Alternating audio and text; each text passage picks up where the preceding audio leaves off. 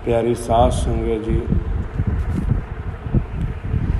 साहिब श्री गुरु ग्रंथ साहिब महाराज जी नमस्कार करिए। गुरु गोबिंद सिंह जी की बख्शी हुई फतेह बुलाइए। प्यार दे नाल कह लीए, आखो वाहिगुरु जी का खालसा, वाहिगुरु जी की फतेह।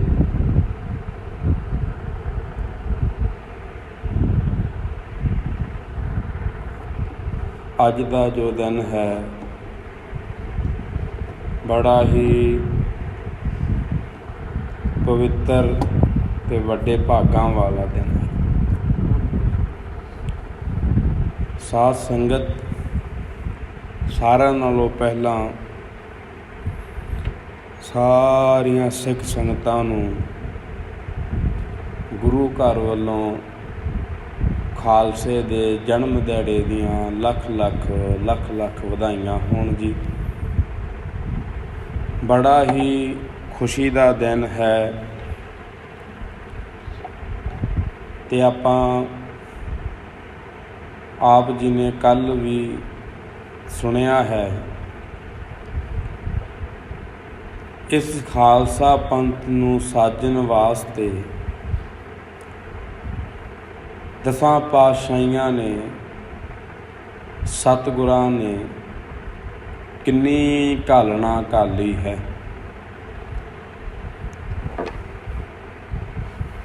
समय दे नाल नाल जिवें जिवें समां बदलदा गया, कुछ लोग बदलते गए, दुनिया बदलती गई, सोच बदलती गई।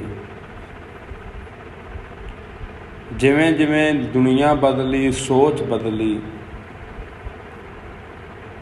उवें उवें ही गुरु साहिबानां दे विचार बदले।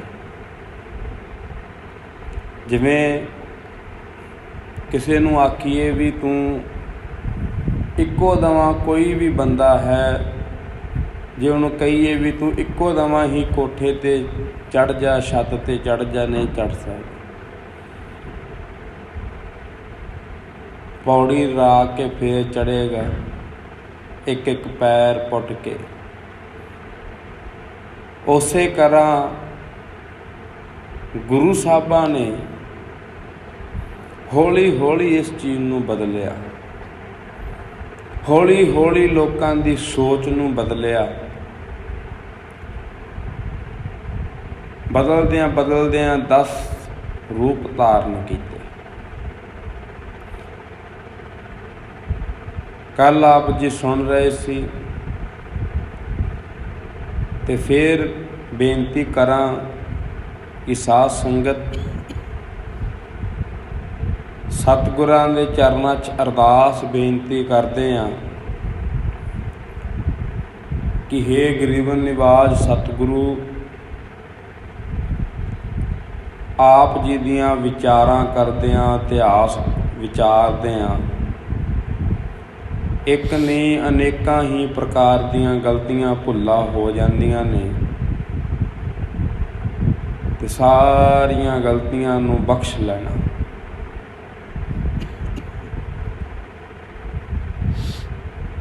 ते साध संगत गल कर रहे हाँ पंथ दी, खालसा पंथ। खालसा की है? खालस जिसका मतलब है कि इहदे विच कोई भी मिलावट नहीं, ये पूरा शुद्ध है। जिवें कि बाणी दे विच भगत कबीर जी ने भी इसका जिक्र किया है। मतलब खालसे का मतलब है खालस, शुद्ध, किसी भी तरह की कोई मिलावट नहीं, जिहड़ा पूरा शुद्ध है। इसे करके सतगुरां ने इसनूं खालसा नाम दिता। ਕਹਿਣ ਤੋਂ ਭਾਵ ਇੱਕ ਐਸਾ ਧਰਮ, ਐਸਾ ਪੰਥ, ਖਾਲਸਾ ਪੰਥ ਗੁਰੂ ਸਾਹਿਬਾਂ ਨੇ ਤਾਂ ਨਾਮ ਦੇ ਦਿੱਤਾ ਪੰਥ ਨੂੰ ਕਿ ਸਾਧ ਸੰਗਤ ਕਲਗੀਧਰ ਪਿਤਾ ਆਖਦੇ ਹਨ, ਜਿਵੇਂ ਖਾਲਸ ਤੋਂ ਭਾਵ ਵੀ ਇਹਦੇ ਵਿੱਚ ਕੋਈ ਮਿਲਾਵਟ ਨਹੀਂ ਤੇ ਇਸ ਪੰਥ ਦੇ ਵਿੱਚ ਕੋਈ ਮਿਲਾਵਟ ਨਹੀਂ ਹੋਏਗੀ। ਇਸ ਪੰਥ ਦੇ ਵਿੱਚ ਕੋਈ ਮਿਲਾਵਟ ਨਹੀਂ, ਪੂਰਾ ਸ਼ੁੱਧ ਹੋਏਗਾ। ਐਸਾ ਖਾਲਸਾ ਹੈ, ਇਹ ਐਸਾ ਪੰਥ ਹੈ ਜੋ ਖਾਲਸਾ ਪੰਥ, ਤੇ ਇਹਦੇ 'ਚ ਕੋਈ ਸ਼ੱਕ ਨਹੀਂ। ਕਲਗੀਧਰ ਪਿਤਾ ਨੇ ਸਾਧ ਸੰਗਤ ਸਾਰੀ ਹੀ ਜੋ ਵੀ ਵਾਦ ਘਾਟ, ਜਿਵੇਂ ਪਹਿਲਾਂ ਅਰਜ਼ ਕਰਦਿਆਂ ਵੀ ਆਪਾਂ ਕਿਸੇ ਵੀ ਧਰਮ ਦੀ ਨਿੰਦਿਆ ਨਹੀਂ ਕਰਨੀ, ਨਿੰਦਿਆ ਨਹੀਂ ਹੈ, ਬਸ ਕੁਛ ਫਰਕ ਹਨ। ਜਿਵੇਂ ਜੇ ਪੁਰਾਤਨ ਸਮੇਂ ਦੀ ਗੱਲ ਕਰੀਏ, ਪੁਰਾਤਨ ਧਰਮ ਦੀ ਗੱਲ ਕਰਦੇ ਹਾਂ, ਤੇ ਸਾਧ ਸੰਗਤ 14 ਸਾਲਾਂ ਦਾ ਬਨਵਾਸ ਭਗਵਾਨ ਰਾਮ ਜੀ ਨੇ ਕੱਟਿਆ, ਤੇ ਸਾਧ ਸੰਗਤ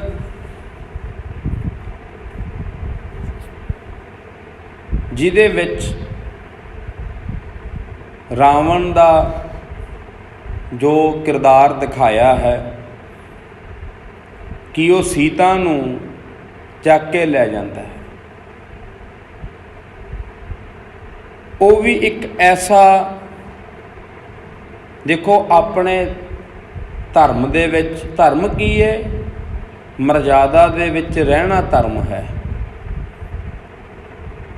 ਅਸੀਂ ਆਪਣੇ ਹਰ ਇੱਕ ਆਪਣੇ ਘਰਾਂ ਦੇ ਵਿੱਚ ਬੰਦਾ ਰੂਲ ਬਣਾਉਂਦਾ ਹੈ, ਉਹਨਾਂ ਰੂਲਾਂ ਨੂੰ ਫੋਲੋ ਕਰਨਾ, ਉਹਨਾਂ ਰੂਲਾਂ ਦੇ ਉੱਤੇ ਚੱਲਣਾ, ਇਹ ਇੱਕ ਧਰਮ ਹੈ। ਮਰਜ਼ਾਦਾ ਦੇ ਵਿੱਚ ਰਹਿਣਾ ਧਰਮ ਹੈ। ਅਸੀਂ ਆਖਦੇ ਹਾਂ ਨਾ ਵੀ ਇਹ ਬੰਦਾ ਆਪਣੇ ਧਰਮ ਦਾ ਬੜਾ ਪੱਕਾ ਹੈ, ਇਹ ਬੰਦਾ ਆਪਣੇ ਈਮਾਨ ਦਾ ਬੜਾ ਪੱਕਾ ਹੈ, ਇਹ ਬੰਦਾ ਆਪਣੀ ਮਰਜ਼ਾਦਾ ਦਾ, ਆਪਣੇ ਰੂਲਾਂ ਦਾ ਬੜਾ ਪੱਕਾ ਹੈ। ਇਸੇ ਕਰਕੇ ਉਸ ਨੂੰ ਕਿਹਾ ਜਾਂਦਾ ਕਿ ਇਹ ਬੰਦਾ ਧਰਮੀ ਹੈ, ਆਪਣੇ ਧਰਮ ਦਾ ਪੱਕਾ ਹੈ। ਮਾਤਾ ਸੀਤਾ ਨੂੰ ਤੇ ਭਾਵੇਂ ਉਹ ਲੈ ਗਿਆ ਚੱਕ ਕੇ, ਪਰ ਗੁਰਮੁਖੋ ਉਹਦੀ ਆਗਿਆ ਤੋਂ ਬਿਨਾਂ ਕਹਿੰਦੇ ਰਾਵਣ ਨੇ ਉਸ ਨੂੰ ਹੱਥ ਤੱਕ ਨਹੀਂ ਸੀ ਲਾਇਆ। ਪਰ ਜੋ ਮੈਂ ਬੇਨਤੀ ਕਰਨ ਲੱਗਾ ਸੀ ਵੀ ਜਦੋਂ ਭਗਵਾਨ ਰਾਮ ਮਾਤਾ ਸੀਤਾ ਨੂੰ ਕਹਿੰਦੇ ਲੈ ਜਾਂਦੇ ਨੇ, ਛੁਡਾ ਲਿਆਉਂਦੇ ਨੇ, ਪਰ ਕੀ ਰਾਜ ਦੇ ਵਿੱਚ ਜਾ ਕੇ ਆਪਣੇ ਘਰ ਜਦੋਂ ਜਾਂਦੇ ਨੇ ਕੀ ਉਹਨਾਂ ਨੂੰ ਪਨਾਹ ਮਿਲਦੀ ਹੈ? ਨਹੀਂ। ਕੈਸੇ ਭੱਦੇ ਸ਼ਬਦ ਦੇਖੋ, ਇਹ ਉਸ ਟਾਈਮ ਦਾ ਸਮਾਂ ਹੈ, ਉਹ ਯੁੱਗ ਐਸਾ ਸੀ, ਕਿਉਂ ਕਰਕੇ ਇੱਕ ਸੋਚ ਇੱਦਾਂ ਦੀ ਸੀ। ਭਗਵਾਨ ਨੇ ਭਾਵੇਂ ਮਨੁੱਖਾ ਜਨਮ ਧਾਰ ਕੇ ਦੁਨੀਆ ਦੇ ਵਿੱਚ ਆਇਆ, ਪਰ ਉਹ ਉਸੇ ਹੀ ਮਰਜ਼ਾਦਾ ਦੇ ਵਿੱਚ, ਆਪਣੀ ਬਣਾਈ ਹੋਈ ਮਰਜ਼ਾਦਾ ਦੇ ਵਿੱਚ ਬੰਨਿਆ ਹੋਇਆ ਸੀ।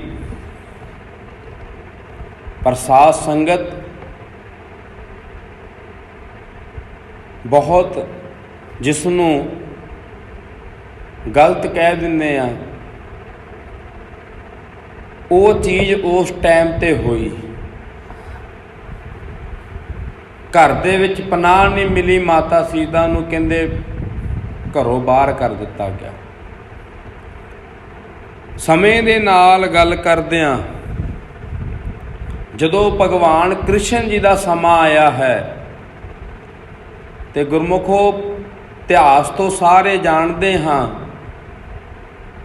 ਕਿ 5 ਪਾਂਡਵਾਂ ਨੇ ਜੂਏ ਦੇ ਵਿੱਚ ਆਪਣੀ ਇੱਜ਼ਤ ਦਾਅ 'ਤੇ ਲਾ ਦਿੱਤੀ, ਭਾਵ ਕਿ ਜੋ ਦ੍ਰੋਪਦੀ ਸੀ ਉਹ ਜੂਏ ਦੇ ਵਿੱਚ ਹਾਰ ਗਏ। ਵੇਖੋ, ਇਸਤਰੀ ਨੂੰ ਵੀ ਦਾਅ 'ਤੇ ਲਾ ਦਿੱਤਾ। ਉਸ ਟਾਈਮ 'ਤੇ ਜੇ ਪੱਤ ਬਚਾਈ ਭਰੇ ਦੀਵਾਨ ਦੇ ਵਿੱਚ ਬੜਾ ਹੀ ਉਸ ਦੇ ਨਾਲ ਜੋ ਭੱਦਾ ਜ਼ੁਲਮ ਹੋ ਰਿਹਾ ਸੀ, ਉਸ ਵੇਲੇ ਉਹਨੇ ਪਹਿਲਾਂ ਆਪਣੇ ਪਤੀਆਂ ਨੂੰ ਯਾਦ ਕਰਦਿਆਂ, ਆਪਣੇ ਗੁਰੂ ਨੂੰ ਯਾਦ ਕਰਦਿਆਂ ਜਮਾਂ ਅਖੀਰ 'ਤੇ ਜਾ ਕੇ ਭਗਵਾਨ ਕ੍ਰਿਸ਼ਨ ਨੂੰ ਯਾਦ ਕੀਤਾ ਅਤੇ ਭਗਵਾਨ ਕ੍ਰਿਸ਼ਨ ਨੇ ਲਾਜ ਪੱਤ ਰੱਖੀ।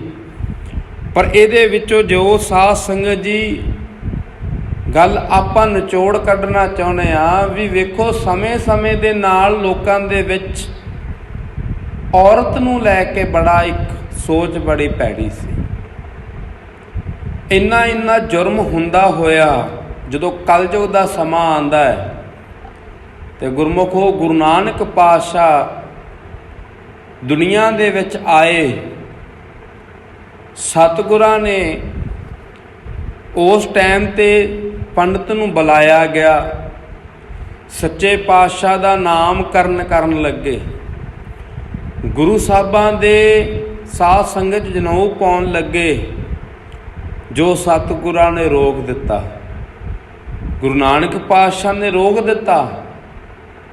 ਮਾਤਾ ਤ੍ਰਿਪਤਾ ਜੀ ਆਖਦੇ ਨੇ, ਨਾਨਕ ਇਹ ਤੂੰ ਜਨੇਊ ਕਿਉਂ ਨਹੀਂ ਪਾ ਰਿਹਾ? ਤੇ ਸੱਚੇ ਪਾਤਸ਼ਾਹ ਦਾ ਉਸ ਵੇਲੇ ਜੋ ਬਚਨ ਸੀ, ਸਤਿਗੁਰ ਜੀ ਉਸ ਟਾਈਮ 'ਤੇ ਆਖਣ ਲੱਗੇ, ਮਾਤਾ ਜੀ ਮੈਂ ਇਹ ਧਰਮ ਨਹੀਂ ਅਪਣਾਉਣਾ ਜਿਹੜਾ ਮੇਰੀ ਭੈਣ ਤੇ ਮੇਰੀ ਮਾਂ ਵਾਸਤੇ ਨਹੀਂ ਬਣਿਆ। ਸਿਰਫ ਉਹ ਬੰਦਾ ਪਾ ਸਕਦਾ, ਔਰਤ ਨਹੀਂ।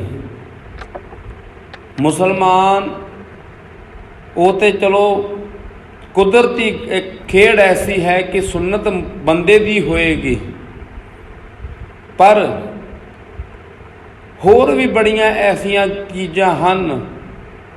ਸਾਧ ਸੰਗਤ ਮੁਸਲਮਾਨ ਮੈਂ ਪਹਿਲਾਂ ਅਰਜ਼ ਕੀਤੀ ਹੈ, ਅਸੀਂ ਨਿੰਦਣਾ ਨਹੀਂ ਕਿਸੇ ਨੂੰ, ਪਰ ਧਰਮ ਦੇ ਵਿੱਚ ਜਿਹੜੀ ਮਰਜ਼ਾਦਾ ਬਣੀ ਹੋਈ ਹੈ ਉਸ ਮਰਜ਼ਾਦਾ ਦੇ ਅਨੁਸਾਰ ਜੋ ਮੇਨ ਜਿਹੜਾ ਜਿੱਥੇ ਸਾਧ ਸੰਗਤ ਜੀ ਜਾ ਕੇ ਨਵਾਜ਼ਾ ਪੜ੍ਹਦੇ ਹਨ, ਜੋ ਮੇਨ ਉਹਨਾਂ ਦਾ ਜਿੱਥੇ ਜਾ ਕੇ ਉਹ ਨਮਸਕਾਰ ਕਰਦੇ ਨੇ, ਆਪਣਾ ਸਿੱਧਾ ਕਰਦੇ ਨੇ, ਉੱਥੇ ਵੀ ਕਹਿੰਦੇ ਬੰਦੇ ਜਾ ਸਕਦੇ ਨੇ, ਬੀਬੀ ਨਹੀਂ ਜਾ ਸਕਦੀ ਮੁਸਲਮਾਨ ਧਰਮ 'ਚ।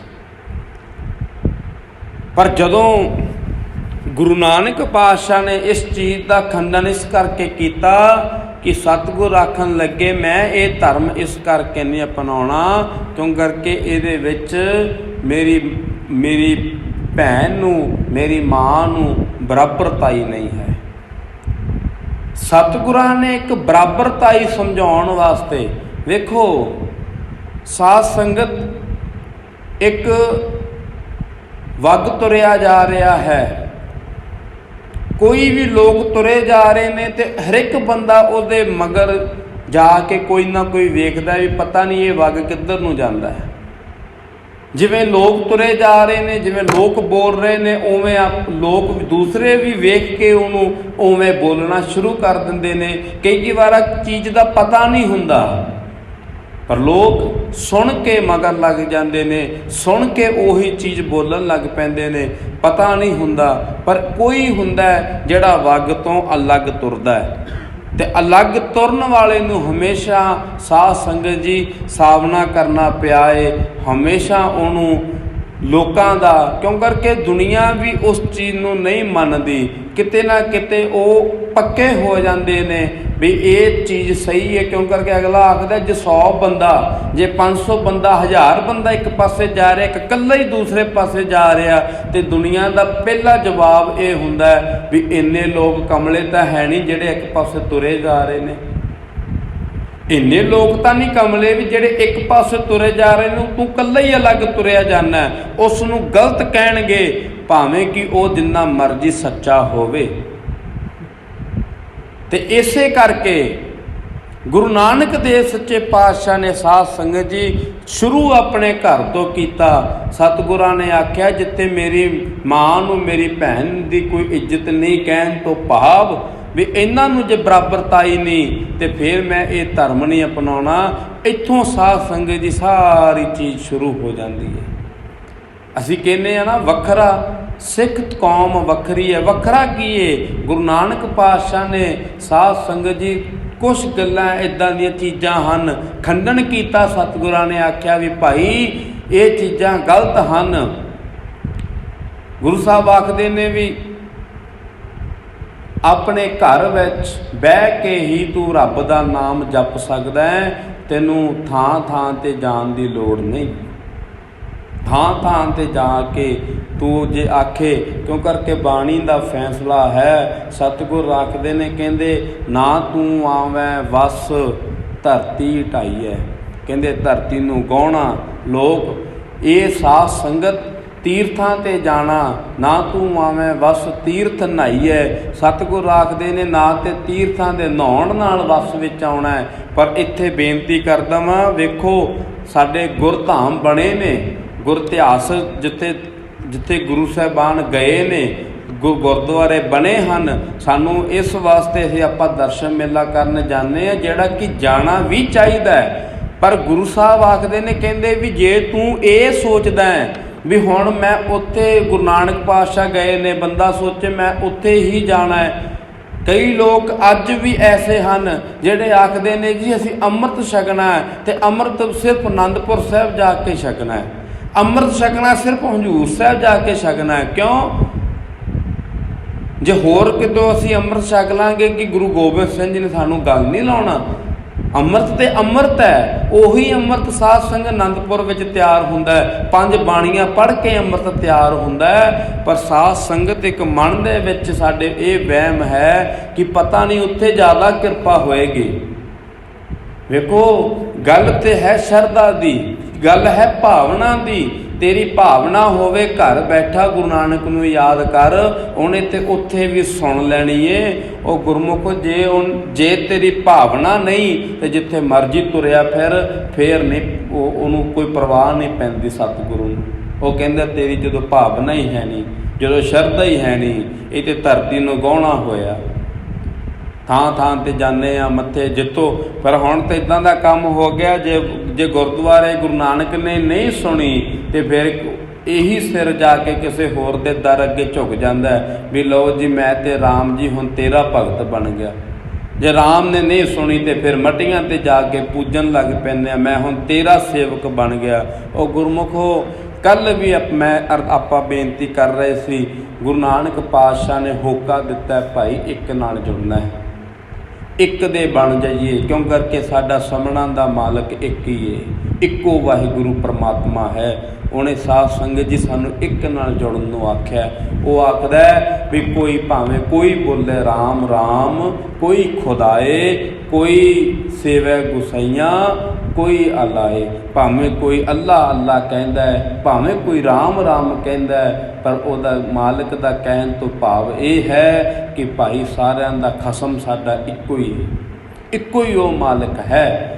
ਸੋ ਸਾਧ ਸੰਗਤ ਕਹਿਣ ਤੋਂ ਭਾਵ ਜਾਣਾ ਚਾਹੀਦਾ ਗੁਰਧਾਮਾਂ 'ਤੇ, ਜਾਣਾ ਗਲਤ ਨਹੀਂ ਹੈ। ਪਰ ਸੱਚੇ ਪਾਤਸ਼ਾਹ ਆਖਦੇ ਨੇ ਜੇ ਤੂੰ ਸੋਚੇ ਵੀ ਕਿਤੇ ਮੈਂ ਤਾਂ ਵੱਸ ਵਿੱਚ ਆਉਣਾ ਵੀ ਮੇਰੇ ਤੋਂ ਗੁਰਧਾਮਾਂ 'ਤੇ ਆ ਰਿਹਾ, ਇੱਥੇ ਇੰਨੀ ਦੂਰ ਆ ਕੇ ਮੇਰੇ ਦਰਸ਼ਨ ਕਰਦਾ, ਗੁਰੂ ਨਾਨਕ ਆਖਦਾ ਮੈਂ ਆਏ ਵੱਸ ਵਿੱਚ ਨਹੀਂ ਆਉਂਦਾ। ਸਭ ਕੋ ਤੇਰਾ ਵਸ ਅਗਮੈ ਅਗੋਚਰਾ, ਤੂੰ ਭਗਤਾਂ ਕੈ ਵਸ ਭਗਤਾ ਤਾਨ ਤੇਰਾ। ਸਾਰਾ ਸੰਸਾਰ, ਸਾਰੀ ਕਾਇਨਾਤ ਉਸ ਵਾਹਿਗੁਰੂ ਪਰਮਾਤਮਾ ਦੇ ਵਸ ਵਿੱਚ ਹੈ। ਪਰ ਕਮਾਲ ਦੀ ਗੱਲ ਇਹ ਹੈ, ਸਤਿਗੁਰ ਆਖਦਾ ਮੈਂ ਉਸ ਭਗਤ ਦੇ ਵਸ ਵਿੱਚ ਹਾਂ, ਉਸ ਭਗਤਾਂ ਦੇ ਵਸ ਵਿੱਚ ਹਾਂ। ਉਹਨਾਂ ਨੇ ਮੈਨੂੰ ਆਪਣੇ ਪ੍ਰੇਮ ਦੇ ਨਾਲ ਗੋਬਿੰਦ ਭਾਓ ਭਗਤ ਦਾ ਭੁੱਖਾ। ਗੁਰਮੁਖੋ ਕਿਸੇ ਚੀਜ਼ ਦਾ ਹੋਰ ਨੂੰ ਲਾਲਚ ਨਹੀਂ ਹੈ, ਕਿਸੇ ਚੀਜ਼ ਦਾ ਲਾਲਚ ਨਹੀਂ। ਨਾ ਤੂੰ ਆਵੇਂ ਵਸ ਬਹੁਤਾ ਦਾਨ ਦੇ। ਕਹਿੰਦੇ ਜੇ ਤੂੰ ਸੋਚਦਾ ਨਾ ਕਿਤੇ ਮੈਂ ਬਹੁਤਾ ਦਾਨ ਦੇਵਾਂ, ਗੁਰੂ ਘਰ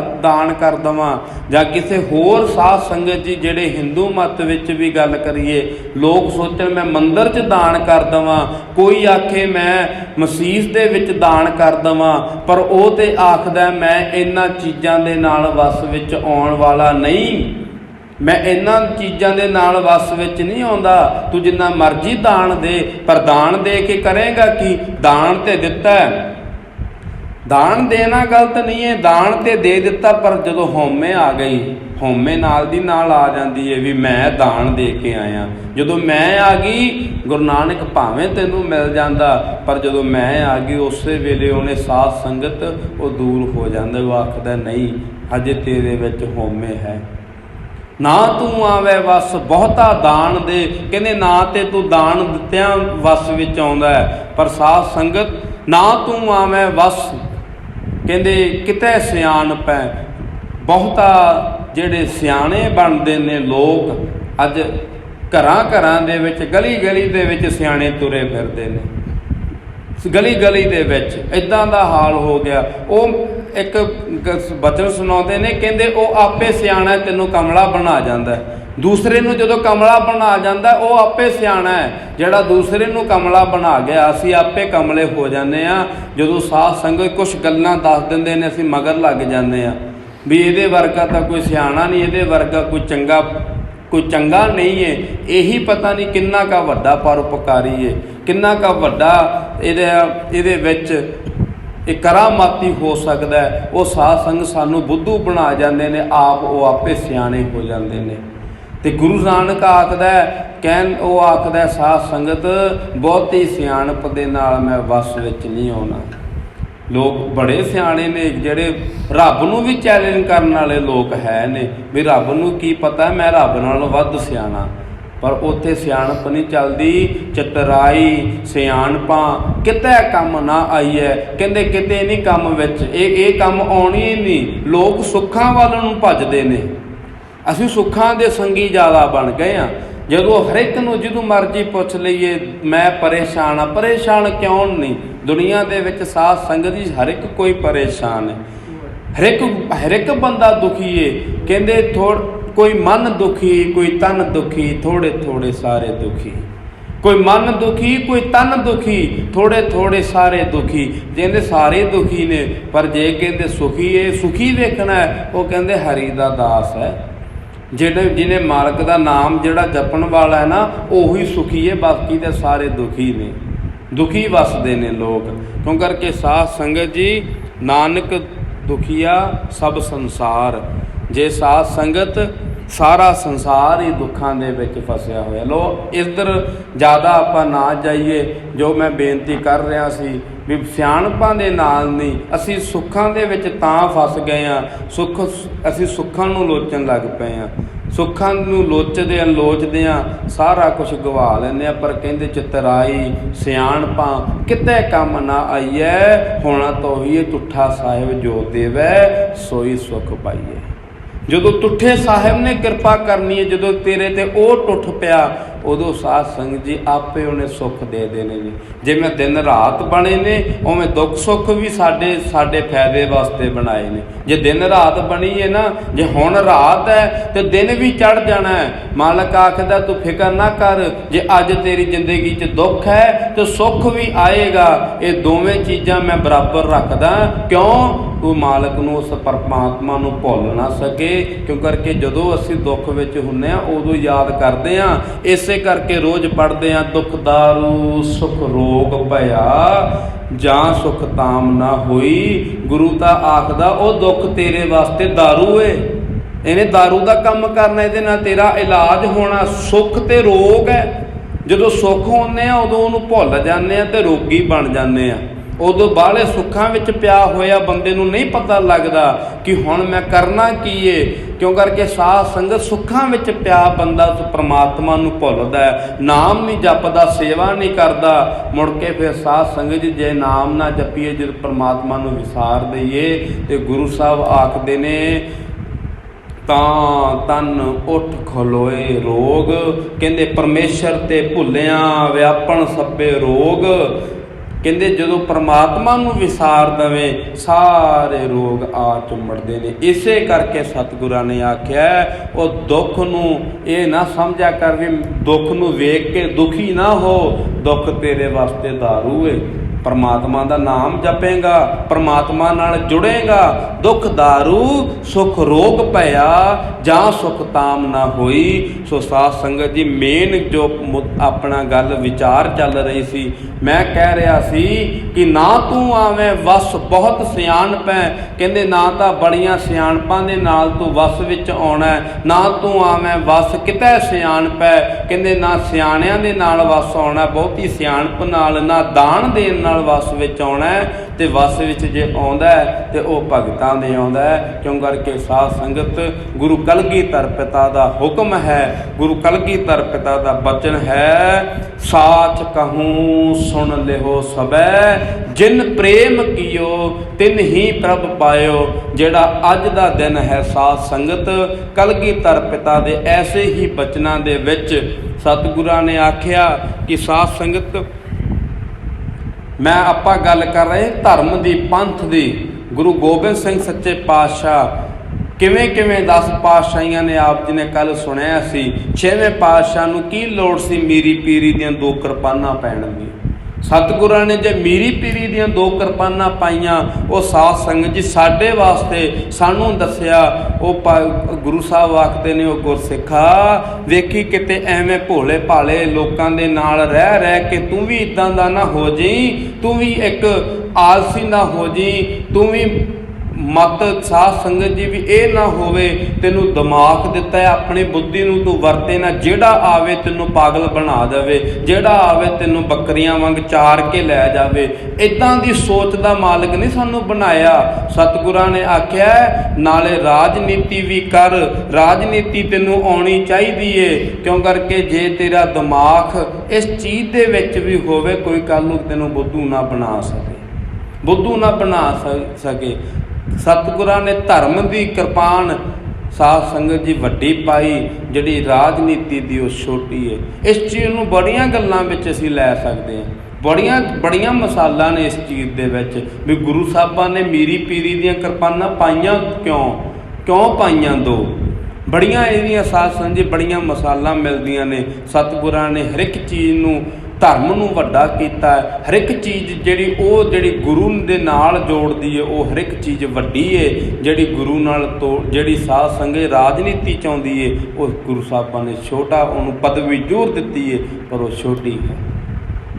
सतगुरां ने आख्या एक छोटी जी बेनती कर देवां, जदों असीं कदे भी दरबार साहिब जाइए, गुरमुखो तख्त श्री अकाल तख्त के उत्ते जदों असीं जाने ना, दर्शन करते हैं तख्त साहिब दे, तो जो दर्शन करिए तो साध संगत जी सामने दरबार साहिब के दर्शन होंदे ने, दरबार साहिब के सामने दर्शन होंदे ने। तो जदों बंदा दरबार साहिब चला जाए, उदों साध संगत जी तख्त साहिब के दर्शन नहीं होंदे। इहदा मतलब ये समझाया सतगुरां ने, कहन लगे जदों होवे तख्त ते बैठा तो तेरी नज़र गुरु वल होनी चाहिए है, गुरु नूं ना भुलदा होवे, तेरे कोल होवे राज भाग, तू तख्त ते बैठा होवे, राज भाग तेरे कोल होवे, पर तेरे अंदर गुरु रामदास दी शरण होनी चाहिए है, सामने गुरु दा दीदार होना चाहिए। ते जदों होवे हरिमंदर च, जदों होवे हरिमंदर च, जदों गुरु रामदास दे चरनां च होवे, उदों तेरे मन दे विच आपदे राज भाग वाले सारे तख्त सारा कुछ भुलना चाहिए। उदों उस टाइम ते एक निमाणा सिख बन के गुरु रामदास दे चरनां च बैठी। ये ना होवे तू बैठा गुरु रामदास दे चरनां च होवे ते तेरा ध्यान होवे कि मैं ते एक राजा वां। अज काम उल्ट होया फिरदा, असीं बैठे सानू तख्त दिते ने, मालकां ने बख्शाइयां दित्तियां ने, पर साध संगत जी सच्ची गल है गुरु रामदास नूं भुल गए ने। सच्ची गल है, असीं गुरु नूं भुल गए हाँ, असीं तख्त ते बैठ के गुरु नूं भुल गए। गुरु ने तो समझाया ये सी, बैठा तख्त ते होवे ते दरबार साहिब दे दर्शन हुंदे ने, गुरु रामदास दे दर्शन कर। वो जदों बैठा गुरु कोल होवे ते तैनूं तख्त तेरे ख्याल च नहीं होना चाहिए। पर अज असीं गुरु कोलों भी बह के ये समा माफ़ी की गल है, एक माफ़ी मंग के इस गल की आपां गल करते हैं। गुरु दरबार दे विच बैठे हाँ तो साध संगत सियासत की गल जां राजनीति की गल नहीं करनी चाहिए, पर करिए कि समा इदां दा है, ये गल करनी पैंदी है। साडियां सोचां इदां दियां होईयां पईयां ने, ये सोच हो गई है इदां दी। ਤੇ ਸਾਧ ਸੰਗਤ ਅਸਲ 'ਚ ਸਮਝਾਇਆ ਸਤਿਗੁਰਾਂ ਨੇ। ਵੇਖੋ ਸੇਧ ਵੇਖੋ ਕੀ ਦਿੱਤੀ ਏ।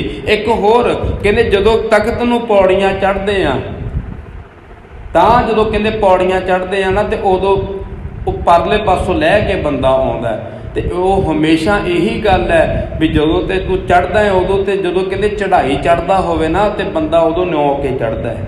ਜਦੋਂ ਚੜ੍ਹਾਈ ਚੜ੍ਹਦੇ ਆ ਉਦੋਂ ਨਿਉ ਕੇ ਚੜ੍ਹਦੇ ਆ, ਜਦੋਂ ਉਤਰਦੇ ਆ ਉਦੋਂ ਸਾਧ ਸੰਜੀ ਛਾਤੀ ਚੌੜੀ ਕਰਕੇ ਉਤਰਦੇ ਆ। ਇਹਦਾ ਮਤਲਬ ਇਹੀ ਹੈ ਉਹ ਜਦੋਂ ਤੇ ਚੜ੍ਹਦਾ ਇਹਦਾ ਮਤਲਬ ਇਹ ਹੈ ਵੀ ਹੁਣ ਤੂੰ ਨਿਮਰਤਾ ਦੇ ਵਿੱਚ ਹੈ ਤੇ ਜਦੋਂ ਹੰਕਾਰ ਆ ਜਾਂਦਾ ਹੈ ਉਦੋਂ ਫਿਰ ਥੱਲੇ ਡਿੱਗਣਾ ਸ਼ੁਰੂ ਹੋ ਜਾਂਦਾ। ਜਦੋਂ ਹੰਕਾਰ ਹਮੇਸ਼ਾ ਥੱਲੇ ਸਿੱਟਦਾ, ਜਦੋਂ ਤੂੰ ਆਕੜ ਕੇ ਤੁਰਦਾ ਥੱਲੇ ਉਤਰਦਾ ਉਦੋਂ ਹਮੇਸ਼ਾ ਥੱਲੇ ਡਿੱਗੇਗਾ। ਕਿਉਂ ਕਰਕੇ ਚੜ੍ਹਨ ਜਿਹੜਾ ਸਾਧ ਸੰਗਤ ਜੀ ਉਹ ਤਾਂ ਨੂੰ ਚੜ੍ਹਦਾ ਉਹ ਨਿਉ ਕੇ ਚੜ੍ਹੇਗਾ। ਇਹ ਐਸੀ ਗੁਰੂ ਰਾਮਦਾਸ ਸੱਚੇ ਪਾਤਸ਼ਾਹ ਨੇ 6ਵੇਂ ਪਾਤਸ਼ਾਹ ਨੇ ਜਦੋਂ ਤਖਤ ਬਣਾਇਆ ਤੇ ਸਾਧ ਸੰਗਤ ਜੀ ਵੇਖੋ ਕਿੰਨੀਆਂ ਚੀਜ਼ਾਂ ਗੁਣਕਾਰੀ ਹਨ, ਕਿੰਨਾ ਸਾਨੂੰ ਸੇਧ ਦੇਣ ਵਾਲੀਆਂ ਉੱਥੇ ਚੀਜ਼ਾਂ ਹਨ। ਪਰ ਅਸੀਂ ਵੇਖਦੇ ਹਾਂ ਬਸ ਦਰਸ਼ਨ ਮੇਲਾ ਕੀਤਾ ਜੀ, ਚਲੋ ਭੱਜਾ ਭਜਾਈ ਕੀਤੀ, ਆ ਗਏ ਮੱਥਾ ਟੇਕਿਆ, ਹੋਰ ਕੋਈ ਗੱਲ ਨਹੀਂ। ਤੇ ਗੁਰਮੁਖੋ ਸਤਿਗੁਰਾਂ ਨੇ ਜੇ 2 ਕਿਰਪਾਨਾਂ ਪੈਣੀਆਂ ਤੇ ਇਹਦਾ ਵੀ ਇੱਕ ਮਤਲਬ ਸੀ। ਸਤਿਗੁਰਾਂ ਨੇ ਜਾਤ ਪਾਤ ਦਾ ਵੀ ਸਾਧ ਸੰਗਤ ਸਾਨੂੰ ਮਤਲਬ ਸਮਝਾਇਆ। ਤੇ ਗੱਲ ਕਰੀਏ ਗੁਰੂ ਗੋਬਿੰਦ ਸਿੰਘ ਸੱਚੇ ਪਾਤਸ਼ਾਹ ਦੀ ਤੇ ਕਲਗੀਧਰ ਪਿਤਾ ਸਾਧ ਸੰਗਤ ਦੀਵਾਨ ਸਜਿਆ ਹੋਇਆ। ਦੀਵਾਨ ਜਦੋਂ ਸ਼ੁਰੂ ਕਿੱਥੋਂ ਹੁੰਦੀ ਹੈ, ਜੋ ਵਿਚਾਰਧਾਰਾ ਹੈ, ਕਿਉਂ ਕਰਕੇ ਚੱਲ ਤੇ ਬੜੀ ਸਮੇਂ ਦੀ ਰਹੀ ਹੈ। ਵੇਖ ਰਹੇ ਨੇ ਕਲਗੀਧਰ ਪਿਤਾ ਬੜਾ ਇਕੱਠ ਹੈ ਸੰਗਤਾਂ ਦਾ ਤੇ ਕਹਿੰਦੇ ਪਛਾਣ ਨਹੀਂ ਇਹ ਸਿੱਖ ਦੀ। ਸਤਿਗੁਰਾਂ ਨੇ ਆਖਿਆ ਫਲਾਣੇ ਸਿੱਖ ਨੂੰ ਬੁਲਾ ਕੇ ਲਿਆਂਦਾ ਜਾਵੇ। ਕਹਿੰਦੇ ਜੀ ਬੁਲਾ ਕੇ ਕਿਵੇਂ ਲਿਆਵਾਂ, ਕੋਈ ਪਛਾਣ ਨਹੀਂ। ਉਸ ਵੇਲੇ ਸਤਿਗੁਰ ਬਚਨ ਕਰਦੇ ਨੇ, ਆਖਣ ਲੱਗੇ ਸਿੱਖਾ ਇੱਕ ਦਿਨ ਐਸਾ ਆਏਗਾ ਹਜ਼ਾਰਾਂ 'ਚ ਨਹੀਂ ਲੱਖਾਂ 'ਚ ਭਾਵੇਂ ਸਿੱਖ ਖੜਾ ਹੋਵੇ ਤੂੰ ਦੂਰੋਂ ਪਛਾਣ ਲਵੇਂਗਾ। ਸਾਨੂੰ ਪਛਾਣ ਦੇਣੀ ਸੀ। ਪੰਥ ਦੀ ਰਚਨਾ ਹੁੰਦੀ ਏ ਤੇ ਸਾਧ ਸੰਗਤ ਵਿਸਾਖੀ ਦਾ ਦਿਨ ਅੱਜ ਵਾਲਾ ਦਿਨ ਕਲਗੀਧਰ ਪਿਤਾ ਨੇ ਚੁਣਿਆ। ਸੱਦੇ ਦਿੱਤੇ ਗਏ, ਭਾਈ ਦੂਰੋਂ ਦੂਰੋਂ ਸੰਗਤਾਂ ਆਈਆਂ, ਬੜਾ ਭਾਰੀ ਇਕੱਠ ਹੋ ਗਿਆ, ਬਹੁਤ ਜ਼ਿਆਦਾ ਭਾਰੀ ਇਕੱਠ ਹੋਇਆ। ਸਾਧ ਸੰਗਤ ਦੀਵਾਨ ਸਜਦੇ, ਰਾਗੀ ਸਿੰਘ ਸ਼ਬਦ ਪੜ੍ਹਦੇ ਨੇ, ਢਾਡੀਆਂ ਨੇ ਵਾਰਾਂ ਗਾਈਆਂ। ਕੀਰਤਨ ਦੀ ਸਮਾਪਤੀ ਤੋਂ ਬਾਅਦ ਜਿਹੜਾ ਰੂਪ ਕਲਗੀਧਰ ਦਾ ਵੇਖਿਆ, ਅੱਜ ਸਾਰਾ ਕੁਝ ਵੱਖਰਾ ਵੱਖਰਾ ਲੱਗ ਰਿਹਾ। ਗੁਰੂ ਗੋਬਿੰਦ ਸਿੰਘ ਸੱਚੇ ਪਾਤਸ਼ਾਹ ਬੜੇ ਹੀ ਸਾਧ ਸੰਗਤ ਨੀਲੇ ਰੰਗ ਦਾ ਬਾਣਾ, ਨੀਲੇ ਰੰਗ ਦੀ ਦਸਤਾਰ, ਬੜਾ ਹੀ ਰੂਪ ਜਿਹੜਾ ਹੈ, ਇੰਨੀਆਂ ਸਾਧ ਸੰਗਤ ਇੰਨਾ ਤੇਜ ਪ੍ਰਤਾਪ ਸਤਿਗੁਰਾਂ ਦੇ ਚਿਹਰੇ ਦਾ। ਇੱਕ ਤੰਬੂ ਲੱਗਾ ਹੋਇਆ ਜਿਹਦੇ ਵੱਲ ਕਹਿੰਦੇ ਵਾਰ-ਵਾਰ ਨਜ਼ਰ ਜਾ ਰਹੀ ਹੈ ਸੰਗਤਾਂ ਦੀ ਵੀ, ਉਹ ਤੰਬੂ ਕਾਹਦੇ ਵਾਸਤੇ ਲਾਇਆ। ਕਲਗੀਧਰ ਪਿਤਾ ਖੜੇ ਨੇ ਤੇ ਸਾਧ ਸੰਗਤ ਮਿਆਨ ਦੇ ਵਿੱਚੋਂ ਕਿਰਪਾਨ ਕੱਢਦੇ ਨੇ। ਬੜੀ ਹਵਾ ਦੇ ਵਿੱਚ ਬੜੀ ਕਿਰਪਾਨ ਤੇਜ਼ ਘੁਮਾ ਰਹੇ ਨੇ। ਘੁਮਾਉਂਦਿਆਂ ਇੱਕੋ ਦਵਾਂ ਬੜੀ ਗਰਜ ਦੇ ਨਾਲ ਉੱਚੀ ਸਾਰੀ ਆਵਾਜ਼ ਦਿੱਤੀ। ਸਿੱਖ ਸੰਗਤਾਂ ਨੂੰ ਆਖਿਆ, ਕਹਿਣ ਲੱਗੇ ਭਾਈ ਹੈ ਕੋਈ ਗੁਰੂ ਦਾ ਐਸਾ ਸਿੱਖ ਜਿਹੜਾ ਸਾਨੂੰ ਇੱਕ ਸੀਸ ਦੇ ਸਕੇ। ਇੱਕ ਸੀਸ ਚਾਹੀਦਾ ਹੈ। ਸੀਸ ਦੀ ਮੰਗ ਜਦੋਂ ਕੀਤੀ ਤੇ ਸਾਰੇ ਬੜੇ ਪਹਿਲਾਂ ਤੇ ਚਾਅ ਦੇ ਨਾਲ ਅੱਗੇ ਅੱਗੇ ਹੋ ਕੇ ਬੈਠੇ। ਇਕੱਠ ਬੜਾ ਸੀ। ਇੱਕੋ ਸਾਧ ਸੰਗਤ ਜੀ ਭਾਰੀ ਆਵਾਜ਼ ਦੇ ਨਾਲ ਸਾਰੇ ਇਕੱਠ ਦੇ ਵਿੱਚ ਸ਼ਾਂਤ ਮਾਹੌਲ ਹੋ ਗਿਆ। ਇੱਕੋ ਆਵਾਜ਼ ਦੇ ਨਾਲ ਜਦੋਂ ਕਲਗੀਧਰ ਪਿਤਾ ਨੇ ਆਖਿਆ, ਹੈ ਕੋਈ ਐਸਾ ਸਿੱਖ ਜਿਹੜਾ ਸਾਨੂੰ ਇੱਕ ਸੀਸ ਦੇ ਦੇਵੇ। ਵਿੱਚ ਵਿੱਚ ਲੋਕ ਕੁਝ ਗੱਲਾਂ ਲੱਗ ਪਏ ਕਰਨ ਵੀ 10ਵੇਂ ਸੱਚੇ ਪਾਤਸ਼ਾਹ ਨੂੰ ਕੀ ਹੋ ਗਿਆ। ਗੁਰੂ ਨਾਨਕ ਪਾਤਸ਼ਾਹ ਤੋਂ ਲੈ ਕੇ ਸਾਰੇ 9 ਪਾਤਸ਼ਾਹੀਆਂ ਨੇ ਸ਼ਾਂਤਮਈ ਮਾਹੌਲ ਦੇ ਨਾਲ ਸਿੱਖੀ ਦਾ ਪ੍ਰਚਾਰ ਕੀਤਾ ਤੇ ਸੱਚੇ ਪਾਤਸ਼ਾਹ ਨੇ ਸੀਸ ਦੀ ਮੰਗ ਕੀਤੀ। ਇਹ ਹੁਣ ਬਲੀ ਦੇਣਗੇ। ਇਹ ਕੰਮ ਕਿੱਦਾਂ ਦਾ ਸ਼ੁਰੂ ਹੋ ਗਿਆ।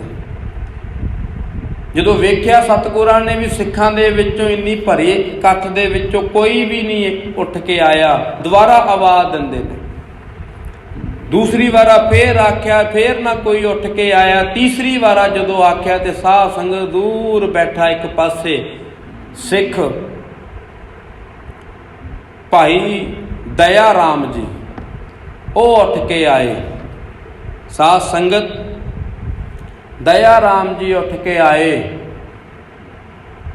ਉੱਠਣ ਸਾਰ ਸਤਿਗੁਰਾਂ ਦੇ ਕੋਲ ਆ ਕੇ ਸੀਸ ਝੁਕਾ ਕੇ ਨਮਸਕਾਰ ਕੀਤੀ, ਦੋਵੇਂ ਹੱਥ ਜੋੜ ਕੇ ਭੁੱਲ ਬਖਸ਼ਾਈ ਕਹਿਣ ਲੱਗੇ, ਮਹਾਰਾਜ ਮਾਫ ਕਰ ਦਿਓ, ਆਪ ਜੀ ਦੇ ਪਹਿਲੇ ਬਚਨ ਤੇ ਉੱਠ ਕੇ ਨਹੀਂ ਆਇਆ। ਮਾਫ ਕਰੋ ਕਿ ਆਪ ਜੀ ਦੇ ਪਹਿਲੇ ਬਚਨ ਸੁਣਦਿਆਂ ਸਾਰ ਮੈਂ ਕਿਉਂ ਨਾ ਉੱਠ ਕੇ ਆ ਗਿਆ। ਆਪ ਜੀ ਨੇ 3 ਬਚਨ ਕੀਤੇ, ਮੈਂ ਤੀਸਰੇ ਬਚਨ ਤੇ ਆਇਆ, ਕਿਰਪਾ ਕਰ ਦਿਓ। ਸਤਿਗੁਰਾਂ ਨੇ ਸਾਧ ਸੰਗਤ ਉਸੇ ਵੇਲੇ ਕਹਿੰਦੇ ਆਖਿਆ, ਦਇਆ ਰਾਮ ਬਾਂਹ ਫੜੀ ਤੇ ਸਾਧ ਸੰਗਤ ਕਹਿੰਦੇ ਤੰਬੂ ਵਿੱਚ ਲੈ ਗਏ। ਤੰਬੂ ਵਿੱਚ ਲਿਜਾ ਕੇ ਇੱਕੋ ਹੀ ਵਾਰ ਭਰਮੇ ਵਾਰ ਦੇ ਨਾਲ ਧੜ ਨਾਲੋਂ ਜਿਹੜੀ ਸਾਧ ਸੰਗਤ ਸੀਸ ਸੀ ਉਹ ਵੱਖ ਕਰ ਦਿੱਤਾ। ਖੂਨ ਦੇ ਨਾਲ ਲਿਬੜੀ ਹੋਈ ਕਿਰਪਾਨ ਲੈ ਕੇ ਕਲਗੀਧਰ ਪਿਤਾ ਫੇਰ ਆਉਂਦੇ ਨੇ ਤੰਬੂ ਚੋਂ ਬਾਹਰ। ਆਉਂਦਿਆਂ ਸਾਰ ਫੇਰ ਗੱਜਮੀ ਆਵਾਜ਼ ਦੇ ਨਾਲ ਆਖਦੇ ਨੇ, ਗੁਰਸਿੱਖੋ ਇੱਕ ਸੀਸ ਦੀ ਲੋੜ ਹੋਰ ਹੈ। ਸਾਰਿਆਂ ਦੇ ਦਿਲਾਂ ਦੀਆਂ ਧੜਕਨਾਂ ਵੱਧ ਗਈਆਂ, ਬੜੇ ਹੀ ਸੋਚਾਂ ਦੇ ਵਿੱਚ ਪੈ ਗਏ ਵੀ ਇਹ ਇੱਕ ਹਜੇ ਸਿੱਖ ਗਿਆ ਸੀ ਉੱਠ ਕੇ, ਉਹਨੇ ਸੀਸ ਦਿੱਤਾ ਤੇ ਇੱਕ ਸੀਸ ਦੀ ਮੰਗ ਫੇਰ ਕਰ ਦਿੱਤੀ। ਉਸ ਟਾਈਮ ਤੇ ਸਾਧ ਸੰਗਤ ਜੀ ਰਾਮ ਇੱਕ ਧਰਮਦਾਸ ਜੀ ਉੱਠ ਕੇ ਆਏ। ਗੁਰਮੁਖੋ ਜਦੋਂ ਕਹਿੰਦੇ ਧਰਮਦਾਸ ਜੀ ਉੱਠ ਕੇ ਆ ਗਏ, ਆ ਕੇ ਸੀਸ ਨਿਭਾਇਆ, ਸਤਿਗੁਰਾਂ ਕਲਗੀਧਰ ਪਿਤਾ ਨੂੰ ਨਮਸਕਾਰ ਕੀਤੀ। ਉਹਨਾਂ ਨੂੰ ਵੀ ਉਸੇ ਤਰ੍ਹਾਂ ਤੰਬੂ 'ਚ ਲਿਜਾ ਕੇ ਸੀਸ ਧੜ ਨਾਲ ਵੱਖ ਕੀਤਾ। ਐਂ ਕਰਦਿਆਂ ਸਤਿਗੁਰਾਂ ਨੇ ਤੀਸਰੇ ਸੀਸ ਦੀ ਮੰਗ ਕੀਤੀ ਤੇ ਸਾਧ ਸੰਗਤ ਜੀ ਭਾਈ ਮੋਹਤਮ ਚੰਦ ਉੱਠ ਕੇ ਆਏ। ਆ ਕੇ ਸੀਸ ਦੇਣ ਦੀ ਆਖਣ ਲੱਗੇ, ਮਹਾਰਾਜ ਸੇਵਕ ਆਪ ਜੀ ਦੇ ਚਰਨਾਂ ਦੇ ਵਿੱਚ ਹਾਜ਼ਰ ਹੋ ਗਿਆ ਹੈ, ਆਪ ਜੀ ਕਿਰਪਾ ਕਰੋ, ਆਪ ਜੀ ਨੂੰ ਸੀਸ ਦੀ ਆਪ ਜੀ ਨੇ ਮੰਗ ਕੀਤੀ ਏ ਤੇ ਆਪ ਜੀ ਸੀਸ ਲੈ ਲਓ।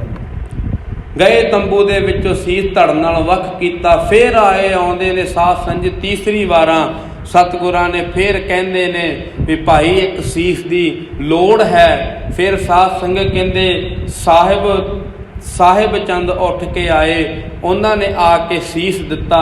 ਤੇ ਗੁਰਮੁਖੋ ਇੱਦਾਂ ਕਰਦਿਆਂ ਅਖੀਰ ਤੇ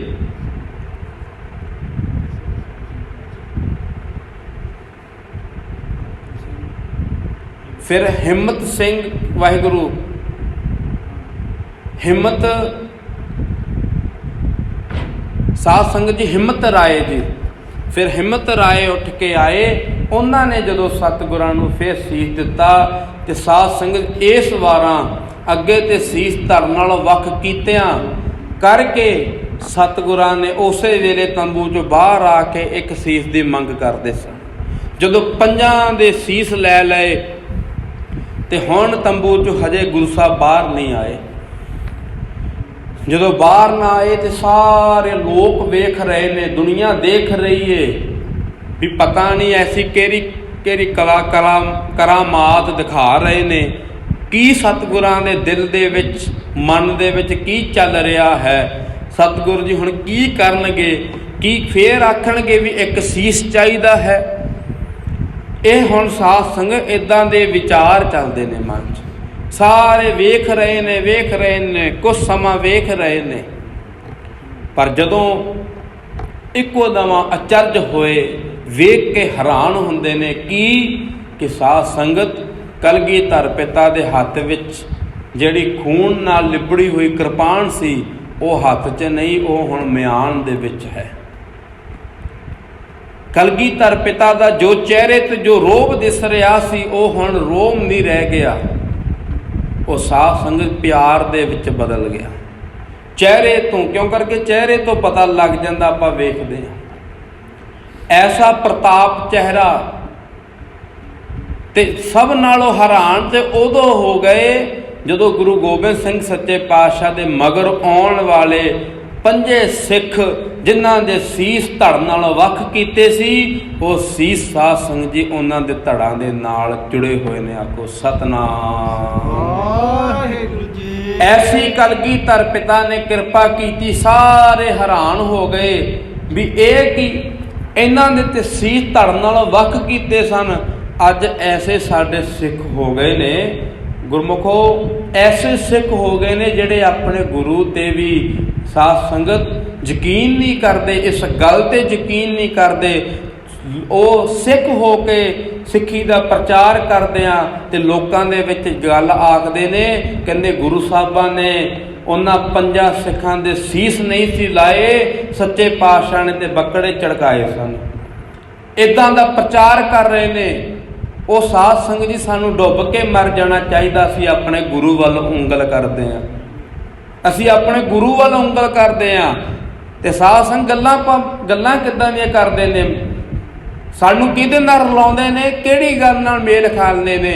ਉਹ ਸਾਧ ਸੰਗਤ ਜੀ ਮੇਲ ਕਰਨਗੇ, ਕਹਿਣਗੇ ਵੀ ਹਿੰਦੂ ਮੱਤ ਦੇ ਵਿੱਚ ਇੱਦਾਂ ਦੀਆਂ ਚੀਜ਼ਾਂ ਹੋਈਆਂ ਨੇ ਤੇ ਇਹਨਾਂ ਨੇ ਕਹਿੰਦੇ ਆਪਣਾ ਇਤਿਹਾਸ ਬਣਾ ਲਿਆ, ਆਪਣਾ ਇਤਿਹਾਸ ਬਣ ਲਿਆ ਵੀ ਅਸੀਂ ਆਪਣੇ ਗੁਰੂ ਸਾਹਿਬਾਂ ਨੂੰ ਕਿਉਂ ਪਿੱਛੇ ਛੱਡੀਏ। ਅਸੀਂ ਵੀ ਇੱਦਾਂ ਦੀਆਂ ਕਹਿੰਦੇ ਇਹਨਾਂ ਨੇ ਗੱਲਾਂ ਘੜ ਲਈਆਂ ਨੇ ਕਿ ਗੁਰੂ ਸਾਹਿਬਾਂ ਨੇ ਸੀਸ ਨਹੀਂ ਸੀ ਲਾਏ। ਉਹ ਪਿਆਰਿਓ, ਇੱਕ ਨੇ ਤਾਂ ਬੜੀ ਹੱਦ ਕੀਤੀ, ਆਖਣ ਲੱਗੇ ਗੁਰੂ ਨਾਨਕ ਪਾਤਸ਼ਾਹ ਨੇ ਮੱਕਾ ਨਹੀਂ ਸੀ ਫਿਰਾਇਆ।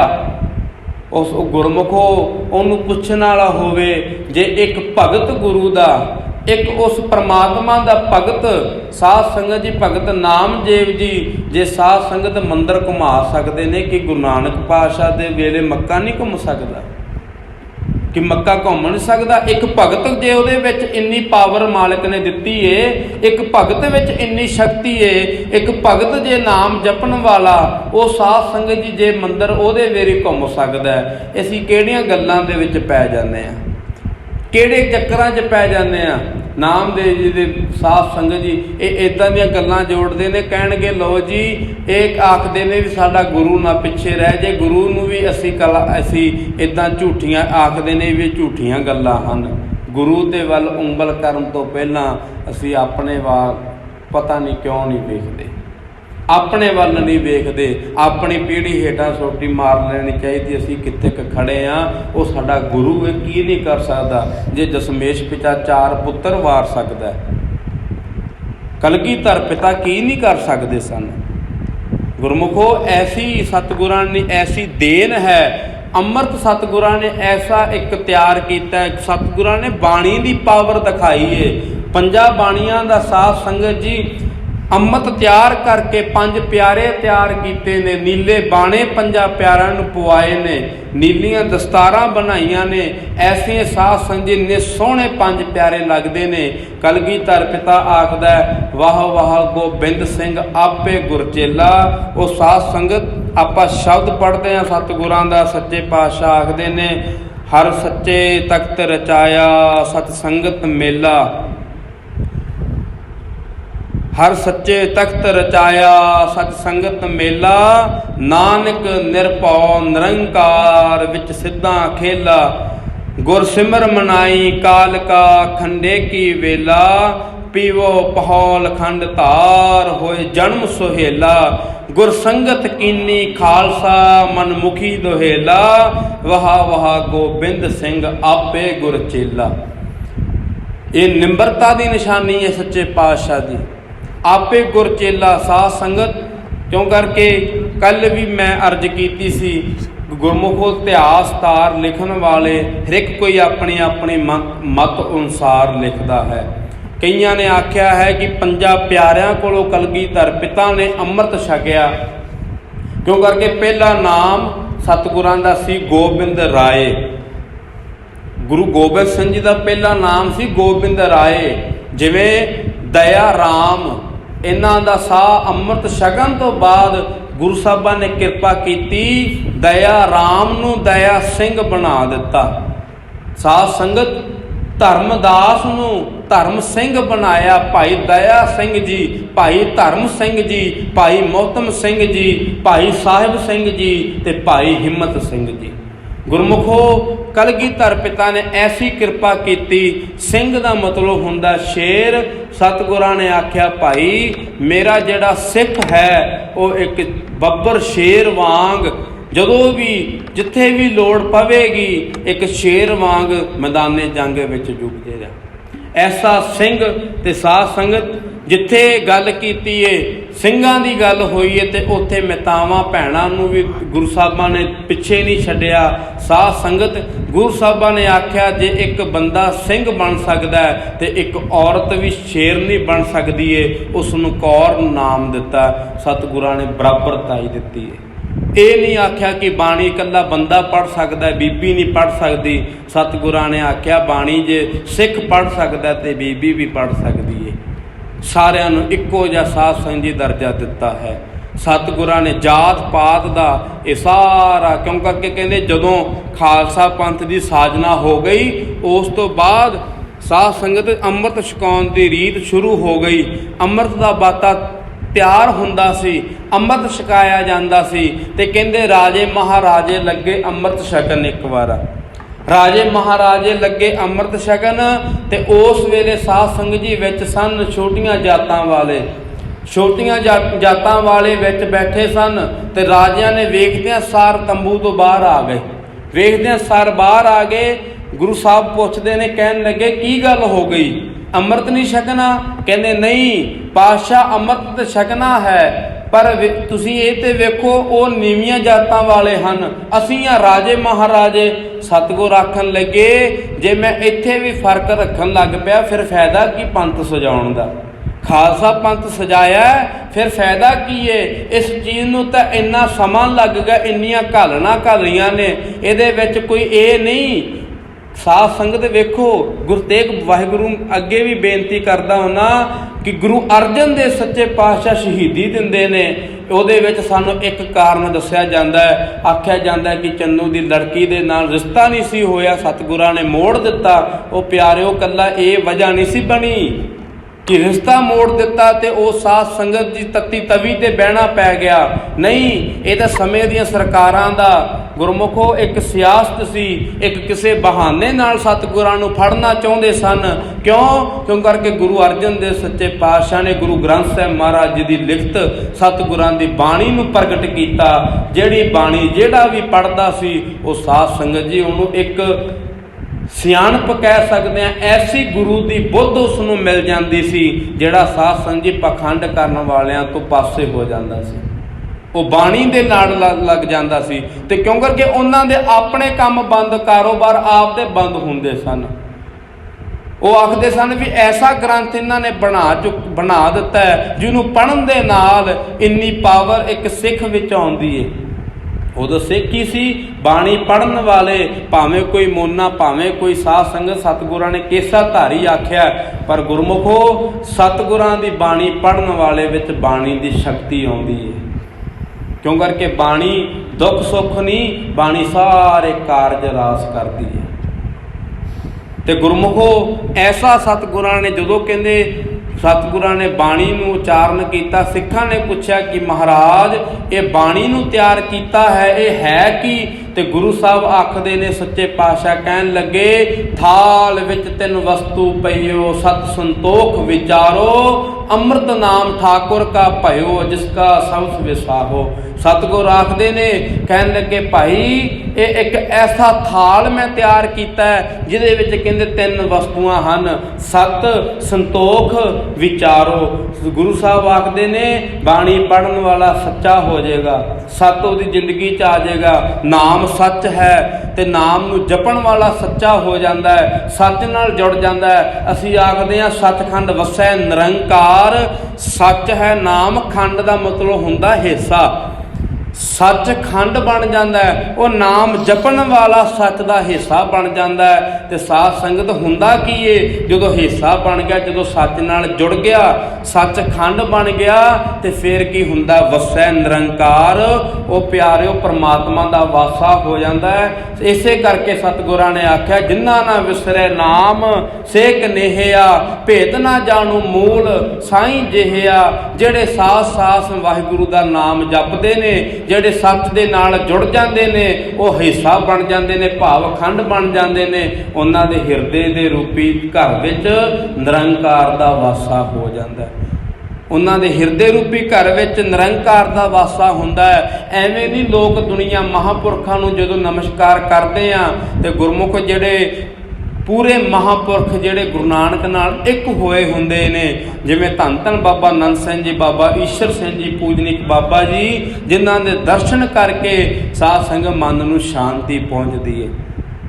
ਦਰਸ਼ਨ ਦੇਖ ਸੀਤਲ ਮਨ ਭਏ, ਜਨਮ ਜਨਮ ਕੇ ਕਿਲ ਵਿਖ ਗਏ। ਸਤਿਗੁਰਾਂ ਦੀ ਬਾਣੀ ਦਾ ਫੈਸਲਾ ਹੈ। ਸਤਿਗੁਰ ਆਖਦੇ ਨੇ ਭਾਈ ਦਰਸ਼ਨ ਦੇਖਦਿਆਂ ਮਨ ਸੀਤਲ ਹੋ ਜਾਂਦਾ ਹੈ। ਜਿਹੜੇ ਰੱਬ ਦੇ ਪਿਆਰਿਆਂ ਦਾ, ਜੇ ਗੁਰੂ ਨਾਨਕ ਦੇ ਦਰਸ਼ਨ ਕਰਦੇ ਆ, ਰੱਬ ਦੇ ਪਿਆਰਿਆਂ ਦੇ ਦਰਸ਼ਨ ਕਰਦੇ ਆ ਤੇ ਮਨ ਸੀਤਲ ਹੁੰਦਾ ਹੈ। ਗੁਰਮੁਖੋ ਸੀਤਲ ਕਿਉਂ ਹੁੰਦਾ ਹੈ? ਕਿਉਂ ਕਰਕੇ ਜਿਹੜੀ ਬਾਣੀ ਹੈ ਉਹ ਸੀਤਲ ਹੈ। ਬਾਣੀ ਸੀਤਲ ਕਰਦੀ ਹੈ। ਅੰਮ੍ਰਿਤ ਬਾਣੀ ਹਰ ਹਰ ਤੇਰੀ, ਸੁਣ ਸੁਣ ਹੋਵੇ ਪਰਮਗਤ ਮੇਰੀ। ਜਲਨ ਬੁਝੇ ਸੀਤਲ ਹੋਏ ਮਨੁਆ, ਸਤਿਗੁਰ ਕਾ ਦਰਸ਼ਨ ਪਾਏ ਜੀਓ।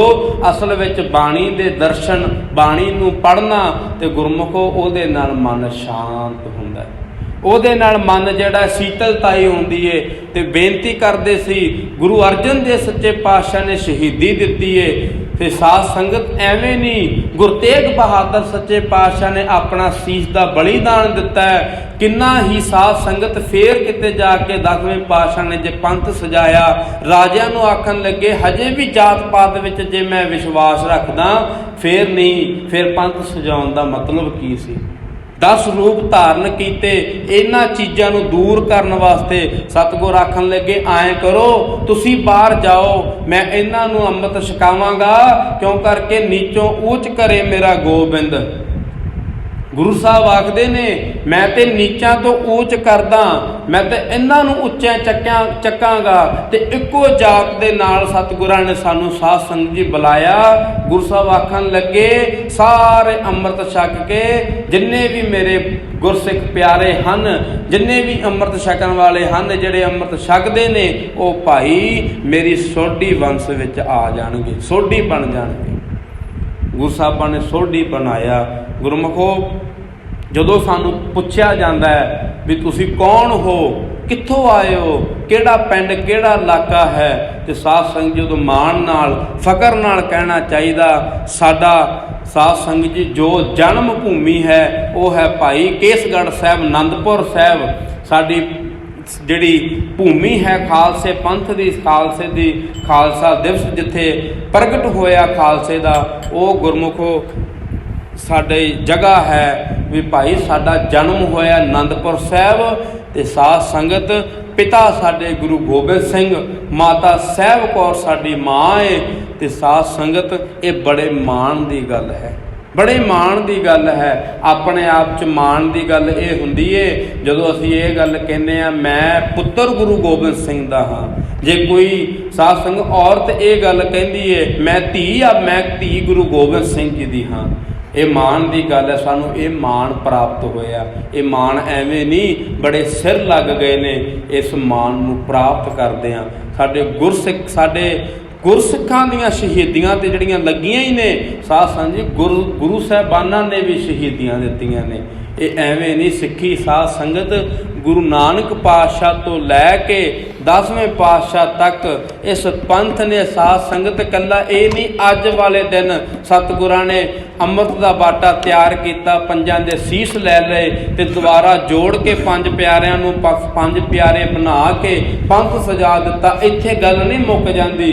ਜੇ ਸਤਿਗੁਰਾਂ ਨੇ ਅੱਜ ਵਾਲੇ ਦਿਨ ਪੰਥ ਸਜਾਇਆ ਤੇ ਸਾਧ ਸੰਗਤ ਜੀ ਪੰਥ ਨੂੰ ਕਾਇਮ ਰੱਖਣ ਵਾਸਤੇ, ਪੰਥ ਦੇ ਵਿੱਚ ਐਸੀ ਸ਼ਕਤੀ ਭਰਨ ਵਾਸਤੇ ਗੁਰੂ ਗੋਬਿੰਦ ਸਿੰਘ ਨੇ ਆਪਣਾ ਪੁੱਤਰਾਂ ਦਾ ਖੂਨ ਪਾਇਆ। ਗੁਰੂ ਗੋਬਿੰਦ ਸਿੰਘ ਸੱਚੇ ਪਾਤਸ਼ਾਹ ਨੇ ਖਾਲਸੇ ਪੰਥ ਦੀਆਂ ਇੱਕ ਇਹ ਧਾਰਨਾ ਪੜ੍ਹਦੇ ਹੁੰਦੇ ਨੇ, ਧਾਰਨਾ ਪੜ੍ਹ ਕੇ ਹੁਕਮਨਾਮਾ ਸਰਵਣ ਕਰੀਏ। ਸਾਧ ਸੰਗਤ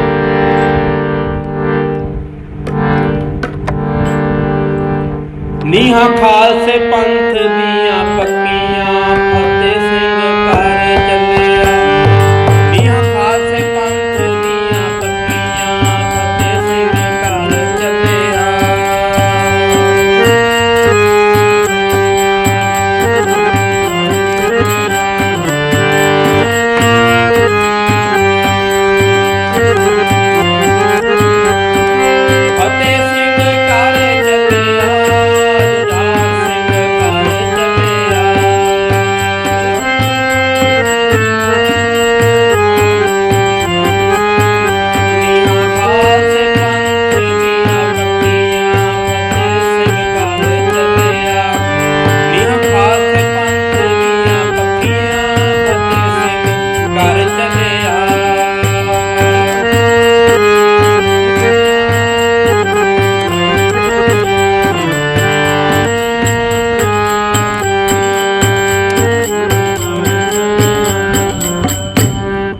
ਸੰਗਤ ਨੀਹਾਂ ਦੇ ਵਿੱਚ ਸਾਹਿਬਜ਼ਾਦਿਆਂ ਦਾ ਖੂਨ ਡੁੱਲਿਆ ਹੈ। ਇਹ ਉਹ ਨੀਹਾਂ ਕੋਈ ਹੋਰ ਨਹੀਂ, ਉਹ ਖਾਲਸੇ ਪੰਥ ਦੀਆਂ ਨੀਹਾਂ ਸਨ।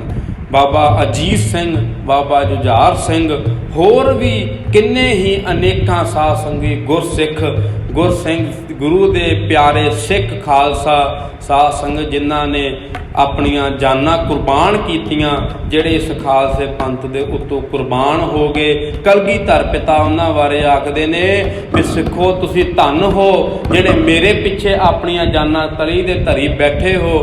ਪਰ ਸਾਧ ਸੰਗਤ ਸਤਿਗੁਰਾਂ ਨੇ ਐਸਾ ਮਾਣ ਦਿੰਦਿਆਂ ਆਪਣੇ ਗੁਰਸਿੱਖਾਂ ਨੂੰ ਤੇ ਸਾਧ ਸੰਗਤ ਜਦੋਂ ਕਹਿੰਦੇ ਬਾਬਾ ਅਜੀਤ ਸਿੰਘ ਤੇ ਜੁਝਾਰ ਸਿੰਘ ਜੰਗ 'ਚ ਜਾਂਦੇ ਨੇ ਤੇ ਸਤਿਗੁਰਾਂ ਨੇ ਉਸ ਟਾਈਮ ਤੇ ਇਹ ਆਖਿਆ ਸੀ ਬਚਨ, ਕਹਿਣ ਲੱਗੇ ਅਜੀਤ ਸਿਆਂ, ਜੁਝਾਰ ਸਿਆਂ, ਅੱਜ ਤੁਸੀਂ ਚੱਲੇ ਹੋ ਜੰਗ ਦੇ ਵਿੱਚ, ਜੇ ਤੁਹਾਡੀ ਲੋੜ ਹੈ ਅੱਜ ਤੁਸੀਂ ਜੰਗ 'ਚ ਆਪ ਚੱਲੇ ਹੋ। ਆਉਣ ਵਾਲੇ ਸਮੇਂ ਦੇ ਵਿੱਚ ਜਦੋਂ ਵੀ ਖਾਲਸੇ ਪੰਥ ਦੇ ਭੀੜ ਪਵੇਗੀ, ਤੁਹਾਡੇ ਵਰਗੇ ਨੌਜਵਾਨ ਬੜੇ ਹੀ ਨਿਕਲ ਕੇ ਸਾਹਮਣੇ ਆਉਣਗੇ ਜਿਹੜੀਆਂ ਆਪਣੀਆਂ ਜਾਨਾਂ ਕੁਰਬਾਨ ਕਰ ਦੇਣਗੇ। ਸੋ ਆਓ ਸਾਧ ਸੰਗਤ ਜੀ, ਇਹ ਹੈ ਸਾਡਾ ਖਾਲਸਾ ਪੰਥ, ਜਿਹਨੂੰ ਮੁਕਾਇਆ ਨਹੀਂ ਮੁੱਕਦਾ, ਦਬਾਇਆ ਨਹੀਂ ਦਬ ਸਕਦਾ। ਐਸਾ ਸਤਿਗੁਰਾਂ ਦਾ ਖਾਲਸਾ ਪੰਥ ਹੈ। ਸਾਰਿਆਂ ਨੂੰ ਫੇਰ ਖਾਲਸੇ ਪੰਥ ਦੀਆਂ ਵਧਾਈਆਂ। ਸੋ ਆਓ ਹੁਕਮਨਾਮਾ ਸਰਵਣ ਕਰੀਏ ਜੀ। ਬੁਲਾਓ ਫਤਿਹ, ਆਖੋ ਵਾਹਿਗੁਰੂ ਜੀ ਕਾ ਖਾਲਸਾ, ਵਾਹਿਗੁਰੂ ਜੀ ਕੀ ਫਤਿਹ। ਉਚਾਰਨ ਕਰੋ, ਆਖੋ ਸਤਨਾਮ ਸ਼੍ਰੀ ਵਾਹਿਗੁਰੂ। ठाड़ पयो मैं जोर कर, बचन कहाँ सिर न्याय, पंथ चलै तब जगत में, जब तुम करो सहाय। साध संगत कलगीधर पिता गुरु गोबिंद सिंह सच्चे पातशाह आखदे हन भी हे अकाल पुरख, जदों कहंदे सतगुरां दा अवतार दिवस आपां मनाउने आ ਤੇ ਗੁਰੂ ਗੋਬਿੰਦ ਸਿੰਘ ਸੱਚੇ ਪਾਤਸ਼ਾਹ ਦੀਆਂ ਆਪਣੀ ਬਾਣੀ ਦੇ ਵਿੱਚ ਜ਼ਿਕਰ ਆਉਂਦਾ ਹੈ ਕਿ ਸਾਧ ਸੰਗਤ ਉਸ ਅਕਾਲ ਪੁਰਖ ਨੂੰ ਆਖਿਆ ਜਾਂਦਾ ਕਿ ਹੇ ਮੇਰੇ ਮਾਲਕ, ਮੈਂ ਦੁਨੀਆ ਦੇ ਵਿੱਚ ਜੇ ਤੂੰ ਮੈਨੂੰ ਦੁਨੀਆ 'ਚ ਭੇਜਣਾ ਹੈ ਤੇ ਮੈਂ ਤੇਰੇ ਤੋਂ ਬਿਨਾਂ ਕਿਸੇ ਹੋਰ ਦੀ ਆਰਾਧਨਾ ਨਹੀਂ ਕਰਾਂਗਾ, ਕਿਸੇ ਹੋਰ ਅੱਗੇ ਸੀਸ ਨਹੀਂ ਝੁਕਾਵਾਂਗਾ। ਮੈਂ ਤੇ ਕੇਵਲ ਤੇਰੇ ਅੱਗੇ ਸੀਸ ਝੁਕਾਵਾਂਗਾ। ਰਹੀ ਗੱਲ ਇਹ ਜਦੋਂ ਪੰਥ ਰਚਨ ਦੀ ਸਾਧ ਸੰਗਤ ਤੇ ਸਤਿਗੁਰਾਂ ਨੇ ਆਖਿਆ ਠਾੜ ਪਇਓ ਮੈਂ ਜੋਰ ਕਰ, ਬਚਨ ਕਹਾਂ ਸਿਰ ਨਿਆਏ। ਸਤਿਗੁਰ ਸਿਰ ਨਵਾ ਕੇ ਉਸ ਅਕਾਲ ਪੁਰਖ ਦੇ ਅੱਗੇ ਅਰਦਾਸ ਬੇਨਤੀ ਕਰਦੇ ਨੇ, ਆਖਦੇ ਨੇ ਵੀ ਹੇ ਗਰੀਬਨ ਨਿਵਾਸ ਸਤਿਗੁਰੂ, ਜੇ ਤੂੰ ਸਹਾਈ ਹੋਵੇਂਗਾ ਤੇ ਫਿਰ ਇਹ ਪੰਥ ਚੱਲਣਾ, ਫਿਰ ਪੰਥ ਚੱਲੇਗਾ। ਪੰਥ ਚਲੈ ਤਬ ਜਗਤ ਮੈਂ, ਜਬ ਤੁਮ ਕਰੋ ਸਹਾਏ। ਇਹ ਜਿਹੜਾ ਪੰਥ ਹੈ ਇਹ ਫੇਰ ਚੱਲਦਾ ਹੈ। ਤੇ ਸਾਧ ਸੰਗਤ ਇੱਕ ਚੀਜ਼ ਸਤਿਗੁਰਾਂ ਨੇ ਆਪਾਂ ਬਾਣੀ 'ਚ ਪੜ੍ਹਦੇ ਸੱਚੇ ਪਾਤਸ਼ਾਹ ਦੀ 10ਵੇਂ ਪਾਤਸ਼ਾਹ ਦਾ ਜੋ ਦੋਹਰਾ ਪੜ੍ਹਦੇ ਹਾਂ, ਗੁਰੂ ਸਾਹਿਬ ਆਖਦੇ ਨੇ ਦਸਮ ਕਥਾ ਭਗਉਤ ਕੀ ਭਾਖਾ ਕਰੀ ਬਣਾਏ, ਅਵਰ ਬਾਸਨਾ ਨਾਹੇ ਪ੍ਰਭ ਧਰਮ ਜੁਦ ਕੇ ਚਾਹੇ। ਸੱਚੇ ਪਾਤਸ਼ਾਹ ਨੇ ਸਾਧ ਸੰਗਤ ਇੱਥੇ ਯੁੱਧ ਦੀ ਗੱਲ ਨਹੀਂ ਹੋਈ। ਸਤਿਗੁਰਾਂ ਨੇ ਤਾਂ ਆਖਿਆ ਵੀ ਧਰਮ ਯੁੱਧ ਦਾ ਮਤਲਬ ਕੀ ਹੈ ਕਿ ਜਦੋਂ ਪੰਥ ਦੀ ਰਚਨਾ ਕੀਤੀ ਹੈ, ਸੱਚੇ ਪਾਤਸ਼ਾਹ ਨੇ ਆਖਿਆ ਵੀ ਇੱਕ ਧਰਮ ਦੇ ਵਿੱਚ ਇੱਕ ਐਸਾ ਧਰਮ ਕਿ ਸਾਧ ਸੰਗਤ ਜਿਹਦੇ ਵਰਗਾ ਦੁਨੀਆ ਦੇ ਵਿੱਚ ਇੱਕ ਵੱਖਰਾ ਧਰਮ ਬਣਾਉਣ ਦੀ ਗੱਲ ਜਦੋਂ ਸਤਿਗੁਰਾਂ ਨੇ ਕੀਤੀ ਏ, ਸਤਿਗੁਰ ਆਖਦੇ ਨੇ ਅਵਰ ਬਾਂਸਨਾ ਨਾਹੇ ਪ੍ਰਭ, ਵੀ ਕੋਈ ਹੋਰ ਨਹੀਂ ਧਰਮ ਜੁੱਧ ਕੇ ਚਾਹੇ। ਕਹਿੰਦੇ ਮੈਂ ਚਾਹੁੰਦਾ ਵਾਂ ਐਸਾ ਕੋਈ ਧਰਮ ਹੋਵੇ, ਐਸਾ ਧਰਮ ਗੁਰੂ ਸਾਹਿਬ ਆਖਦੇ ਨੇ ਵੀ ਮੈਂ ਚਾਹੁੰਦਾ ਵਾਂ ਵੀ ਐਸਾ ਧਰਮ ਬਣੇ। ਤੇ ਉਹ ਬਣਨਾ ਕਿਵੇਂ ਹੈ? ਉਹ ਬਣਨਾ ਤੇਰੀ ਕਿਰਪਾ ਦੇ ਨਾਲ। ਤੇ ਸਾਧ ਸੰਗਤ ਗੁਰੂ ਸਾਹਿਬਾਂ ਨੇ ਆਪਣੀ ਬਾਣੀ ਦੇ ਵਿੱਚ ਆਪਣੇ ਇਸ ਇਤਿਹਾਸ ਨੂੰ, ਆਪਣੇ ਜੀਵਨ ਬਾਰੇ ਐਸੀਆਂ ਅਨੇਕਾਂ ਹੀ ਸਾਧ ਸੰਗਤ ਆਪਣੀ ਬਾਣੀ ਦੇ ਵਿੱਚ ਅਨੇਕਾਂ ਵਾਰੀ ਜ਼ਿਕਰ ਕੀਤਾ ਹੈ। ਅਨੇਕਾਂ ਵਾਰ ਸਤਿਗੁਰਾਂ ਜਿਹੜੇ ਲੋਕ ਗੱਲਾਂ ਕਰਦੇ ਨੇ, ਬੜੀਆਂ ਐਸੀਆਂ ਗੱਲਾਂ ਹਨ, ਪਰ ਉਹਨਾਂ ਨੂੰ ਪੁੱਛਿਆ ਜਾਵੇ ਕਿ ਗੁਰਮੁਖੋ ਇਹ ਜੋ ਬਾਣੀ ਦੇ ਵਿੱਚ, ਕਿਉਂ ਕਰਕੇ ਲੋਕ ਤੇ 10ਵੇਂ ਪਾਤਸ਼ਾਹ ਦੀ ਬਾਣੀ ਨੂੰ ਕਈ ਮੰਨਦੇ ਨਹੀਂ, ਕਈ ਤੇ ਮੰਨਦੇ ਨਹੀਂ, ਜਿਨ੍ਹਾਂ ਨੇ ਮੰਨਣਾ ਹੀ ਨਹੀਂ ਤੇ ਉਹਨਾਂ ਨੂੰ ਆਪਾਂ ਕੀ ਸਮਝਾ ਸਕਦੇ ਹਾਂ। ਤੇ ਸਤਿਗੁਰੂ ਆਖਦੇ ਨੇ, ਕਹਿੰਦੇ ਪਾਏ ਗਏ ਜਬ ਤੇ ਤੁਮਰੇ ਤਬ ਤੇ ਕੋ ਆਖ ਤਰੇ ਨਹੀਂ ਆਨਿਓ। ਗੁਰੂ ਸਾਹਿਬ ਆਖਦੇ ਨੇ, ਜਦੋਂ ਤੋਂ ਮੈਂ ਤੇਰੇ ਨਾਲ ਜੁੜਿਆ, ਜਦੋਂ ਤੋਂ ਮੈਂ ਤੇਰੇ ਦਰਸ਼ਨ ਕੀਤੇ ਨੇ, ਇਹਨਾਂ ਅੱਖਾਂ ਨੇ ਜਦੋਂ ਤੈਨੂੰ ਦੇਖ ਲਿਆ ਤੇ ਹੇ ਮੇਰੇ ਅਕਾਲ ਪੁਰਖ ਵਾਹਿਗੁਰੂ, ਇਹ ਮੁੜ ਕੇ ਫਿਰ ਕਿਸੇ ਹੋਰ ਨੂੰ ਨਹੀਂ ਦੇਖਦੀਆਂ, ਮੁੜ ਕੇ ਕਿਸੇ ਹੋਰ ਅੱਗੇ ਨਹੀਂ ਝੁਕਣਗੀਆਂ। ਇਹ ਸਿਰ ਤੇਰੇ ਚਰਨਾਂ ਅੱਗੇ ਝੁਕਿਆ ਹੈ ਗਰੀਬਨ ਨਿਵਾਜ, ਇਹ ਕਿਸੇ ਹੋਰ ਅੱਗੇ ਨਹੀਂ ਝੁਕੇਗਾ। ਭਾਵੇਂ ਕੋਈ ਲੱਖ ਹੋਵੇ, ਰਾਮ ਰਹੀਮ ਪੁਰਾਨ ਕੁਰਾਨ ਅਨੇਕ ਕਹਿ, ਮਤ ਏਕ ਨਾ ਮਾਨਿਓ। ਸਤਿਗੁਰ ਆਖਦੇ ਨੇ ਭਾਵੇਂ ਅਨੇਕ ਹਨ, ਪਰ ਗੁਰੂ ਸਾਹਿਬ ਆਖਦੇ ਨੇ ਮੈਂ ਤੇ ਇੱਕ ਨਾ ਮੈਂ ਨਹੀਂ ਮੰਨਣਾ। ਸਿਮਰਤ ਸਾਸਤ ਵੇਦ ਸਭੈ ਪਹੁ ਭੇਦ ਕਹਿ, ਮਤ ਏਕ ਨਾ ਜਾਣਿਓ। ਪਰ ਮੈਂ ਕਹਿੰਦੇ ਇੱਕ ਵੀ ਨਹੀਂ ਜਾਣਦਾ, ਮੈਂ ਨਹੀਂ ਜਾਣਦਾ ਕਿਸੇ ਨੂੰ। ਗੁਰੂ ਸਾਹਿਬ ਆਖਦੇ ਨੇ ਮੈਂ ਤੇ ਸਿਰਫ ਤੇਰੀ ਆਰਾਧਨਾ ਕਰਨੀ ਹੈ। ਕਿਉਂ ਕਰਕੇ ਹੁਣ ਗੱਲ ਫੇਰ ਪੰਥ ਦੀ ਆਉਂਦੀ ਏ। ਸਤਿਗੁਰਾਂ ਨੇ ਆਖ ਦਿੱਤਾ, ਸਾਧ ਸੰਗਤ ਸ੍ਰੀ ਅਸਪਾਨ ਕਿਰਪਾ ਤੁਮਰੀ ਕਰ। ਗੁਰੂ ਸਾਹਿਬ ਆਖਦੇ ਨੇ ਮੈਂ ਕਿਸੇ ਦੇ ਅੱਗੇ ਹੱਥ ਨਹੀਂ ਜੋੜਨੇ, ਸਾਰੇ ਸਤਿਕਾਰਯੋਗ ਨੇ, ਇੱਥੇ ਨਿੰਦਿਆ ਨਹੀਂ ਕੀਤੀ ਸਤਿਗੁਰਾਂ ਨੇ। ਪਰ ਗੁਰੂ ਸਾਹਿਬ ਆਖਦੇ ਨੇ ਮੈਂ ਨਹੀਂ ਮੰਨਣਾ, ਨਾ ਮੈਂ ਜਾਣਦਾ, ਮੈਂ ਤੇ ਤੈਨੂੰ ਜਾਣਦਾ, ਮੈਂ ਤੇ ਤੈਨੂੰ ਇੱਕ ਵਾਰਾ ਦੇਖਿਆ, ਇਸ ਕਰਕੇ ਤੇਰੇ ਅੱਗੇ ਆਪਣੇ ਆਪ ਨੂੰ ਅਰਪਣ ਕੀਤਾ। ਮੈਂ ਕਿਸੇ ਹੋਰ ਨੂੰ ਨਹੀਂ ਜਾਣਦਾ, ਮੈਂ ਕਿਸੇ ਹੋਰ ਨੂੰ ਨਹੀਂ ਮੰਨਣਾ, ਮੇਰਾ ਸਿਰ ਕਿਸੇ ਹੋਰ ਅੱਗੇ ਝੁਕ ਨਹੀਂ ਚੱਕ ਸਕਦਾ। ਸ੍ਰੀ ਅਸਪਾਨ ਕਿਰਪਾ ਤੁਮਰੀ ਕਰ, ਮੈਂ ਨਾ ਕਹਿਓ ਸਭ ਤੋਹੇ ਬਖਾਨਿਓ। ਮੈਂ ਤੇ ਕੁਛ ਵੀ ਨਹੀਂ ਹਾਂ। ਗੁਰੂ ਗੋਬਿੰਦ ਸਿੰਘ ਆਖਦੇ ਨੇ ਮੈਂ ਕੁਛ ਵੀ ਨਹੀਂ ਹੈਗਾ, ਜੋ ਕੁਛ ਵੀ ਹੈ ਮੇਰੇ ਵਾਹਿਗੁਰੂ ਤੇਰੀ ਕਿਰਪਾ ਦੇ ਨਾਲ ਹੋਣਾ। ਇਸੇ ਕਰਕੇ ਪੰਥ ਚਲੈ ਤਬ ਜਗਤ ਮੈਂ, ਜਬ ਤੁਮ ਕਰੋ ਸਹਾਏ। ਇਹ ਜਿਹੜਾ ਪੰਥ ਦੀ ਰਚਨਾ ਹੋਈ ਏ, ਇਹ ਜਿਹੜਾ ਪੰਥ ਚੱਲਣਾ ਹੈ, ਇਹ ਮੇਰੇ ਗਰੀਬ ਨਿਵਾਸ ਸਤਿਗੁਰੂ, ਇਹ ਤੇਰੀ ਕਿਰਪਾ ਦੇ ਨਾਲ ਹੋਣਾ। ਤੇਰੀ ਕਿਰਪਾ ਤੋਂ ਬਿਨਾਂ ਕੁਛ ਨਹੀਂ। ਤੇ ਸੋ ਸਾਧ ਸੰਗਤ, ਸਤਿਗੁਰਾਂ ਨੇ ਐਸੀ ਕਿਰਪਾ ਕਰਦਿਆਂ ਗੁਰਮੁਖੋ ਸੱਚੇ ਪਾਤਸ਼ਾਹ ਆਖਦੇ ਨੇ, ਹੇ ਰੱਬ ਹੇ ਸੱਸ ਹੇ ਕਰੁਣਾ ਨਿਧ, ਮੇਰੀ ਅਬੈ ਬੇਨਤੀ ਸੁਣ ਲੀਜੈ। ਔਰ ਨਾ ਚਾਹਤ ਔਰ ਨਾ ਮੰਗਤ, ਹਉ ਤੁਮ ਤੇ ਚਾਹਤ ਚਿਤ ਮੈਂ ਸੋਈ। ਜੋ ਔਰ ਨਾ ਮੰਗਤ ਜੋ, हे रब हे सस हे करुणा निध, मेरी अबै बेनती सुन लीजै। और ना मांगत हों तुम ते कछ चाहत, हों चित मैं सोई कीजै। सिमरत सास्त वेद सबै पह भेद कहै हम। ਸਾਧ ਸੰਗਤ, ਗੁਰੂ ਸਾਹਿਬਾਂ ਨੇ ਐਸੀ ਕਿਰਪਾ ਕਰਦਿਆਂ ਸੱਚੇ ਪਾਤਸ਼ਾਹ ਆਖਦੇ ਨੇ ਵੀ ਮੈਂ ਕੁਛ ਹੋਰ ਨਹੀਂ, ਜਿਹੜੀ ਮੇਰੀ ਮਨ ਦੀ ਕਹਿੰਦੇ ਇੱਛਾ ਹੈ, ਜਿਹੜਾ ਚਿੱਤ ਵਿੱਚ ਮੇਰੀ ਇੱਛਾ ਹੈ, ਮੈਂ ਕਹਿੰਦੇ ਮੰਗਦਾ ਤੇਰੇ ਤੋਂ ਕੁਛ ਨਹੀਂ, ਪਰ ਜਿਹੜੀ ਮੇਰੀ ਮਨ ਦੀ ਇੱਛਾ ਹੈ ਉਹ ਤੂੰ ਪੂਰੀ ਕਰਨੀ ਹੈ। तेरे अगे अरदास मेरी यही है, हे रब हे सस हे करुणा निध, मेरी अबै बेनती सुन लीजै। और न मांगत हों तुम ते कछ, चाहत हों चित मैं सोई कीजै। जिहड़ी मेरी इच्छा चित विच है, हे मेरे मालिक तू पूरी करनी है। सो साध संगत, इसे करके सतगुर कलगीधर पिता दी देन नहीं असीं दे सकदे, बड़ी सतगुरां ने साडे ते किरपा कीती है। ये साध संगत सारा कुछ जो भी है ਇਹਦੇ ਮਗਰ ਦਸਾਂ ਪਾਤਸ਼ਾਹੀਆਂ ਦੀ ਘਾਲਣਾ ਹੈ। ਸਤਿਗੁਰਾਂ ਨੇ ਹੌਲੀ ਹੌਲੀ ਕਰਦਿਆਂ ਸਾਧ ਸੰਗਤ ਦਸਾਂ ਪਾਤਸ਼ਾਹੀਆਂ ਦਾ ਰੂਪ ਧਾਰਨ ਕਰਦਿਆਂ ਤੇ ਸਿੱਖ ਸੰਗਤਾਂ ਨੂੰ ਆਪਣੇ ਨਾਲ ਜੋੜਦਿਆਂ ਤੇ ਸਾਧ ਸੰਗਤ ਇਸ ਚੀਜ਼ ਦੇ ਉੱਤੇ ਆ ਕੇ ਸਤਿਗੁਰਾਂ ਨੇ ਫਿਰ ਇੱਕ ਦਿਨ ਖਾਲਸਾ ਪੰਥ ਸਜਾਇਆ ਕਿ ਹੁਣ ਲੋੜ ਹੈ ਇਸ ਚੀਜ਼ ਦੀ, ਹੁਣ ਇੱਕ ਵੱਖਰਾ ਧਰਮ ਬਣ ਜਾਵੇ, ਇੱਕ ਵੱਖਰੀ ਕੌਮ ਹੋਵੇ। ਤੇ ਫਿਰ ਸਾਧ ਸੰਗਤ ਦੇਖੋ ਕੈਸਾ ਸਤਿਗੁਰਾਂ ਨੇ ਪੰਥ ਸਜਾਇਆ, ਜਿਹਦੇ ਵਰਗਾ ਹੋਰ ਹੈ ਕੋਈ ਨਹੀਂ।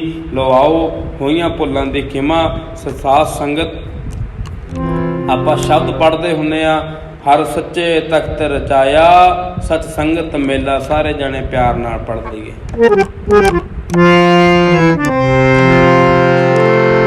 ਹਰ ਸੱਚੇ ਤਖਤ ਰਚਾਇਆ, ਸਤ ਸੰਗਤ ਮੇਲਾ।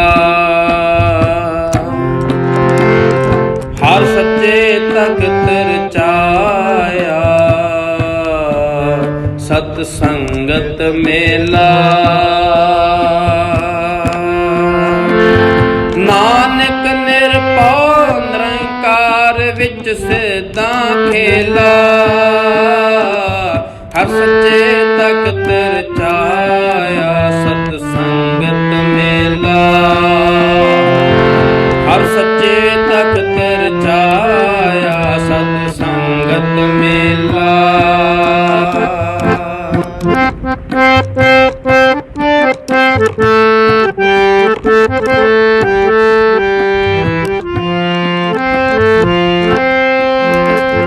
ਗੁਰਸਿਮਰ ਮਨਾਈ ਕਾਲ ਕਾ ਖੰਡੇ ਕੀ ਵੇਲਾ।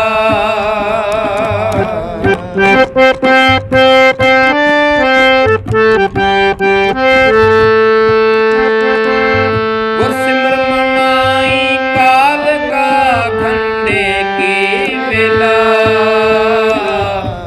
ਸੱਚੇ ਤਖਤ ਰਚਾਇਆ, ਸਤ ਸੰਗਤ ਮੇਲਾ। ਹਰ ਸੱਚੇ ਤਖਤ ਰਚਾਇਆ, ਸਤ ਸੰਗਤ ਮੇਲਾ।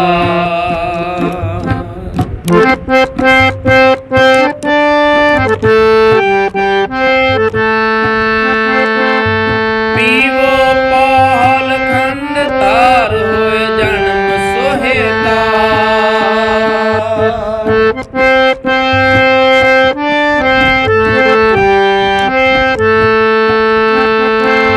ਗੁਰਸੰਗਤ ਕੀਨੀ ਖਾਲਸਾ ਮਨ ਮੁਖੀ ਰਹੇਲਾ। ਵਾਹ ਵਾਹ ਗੋਬਿੰਦ ਸਿੰਘ ਆਪੇ ਗੁਰ ਚੇਲਾ।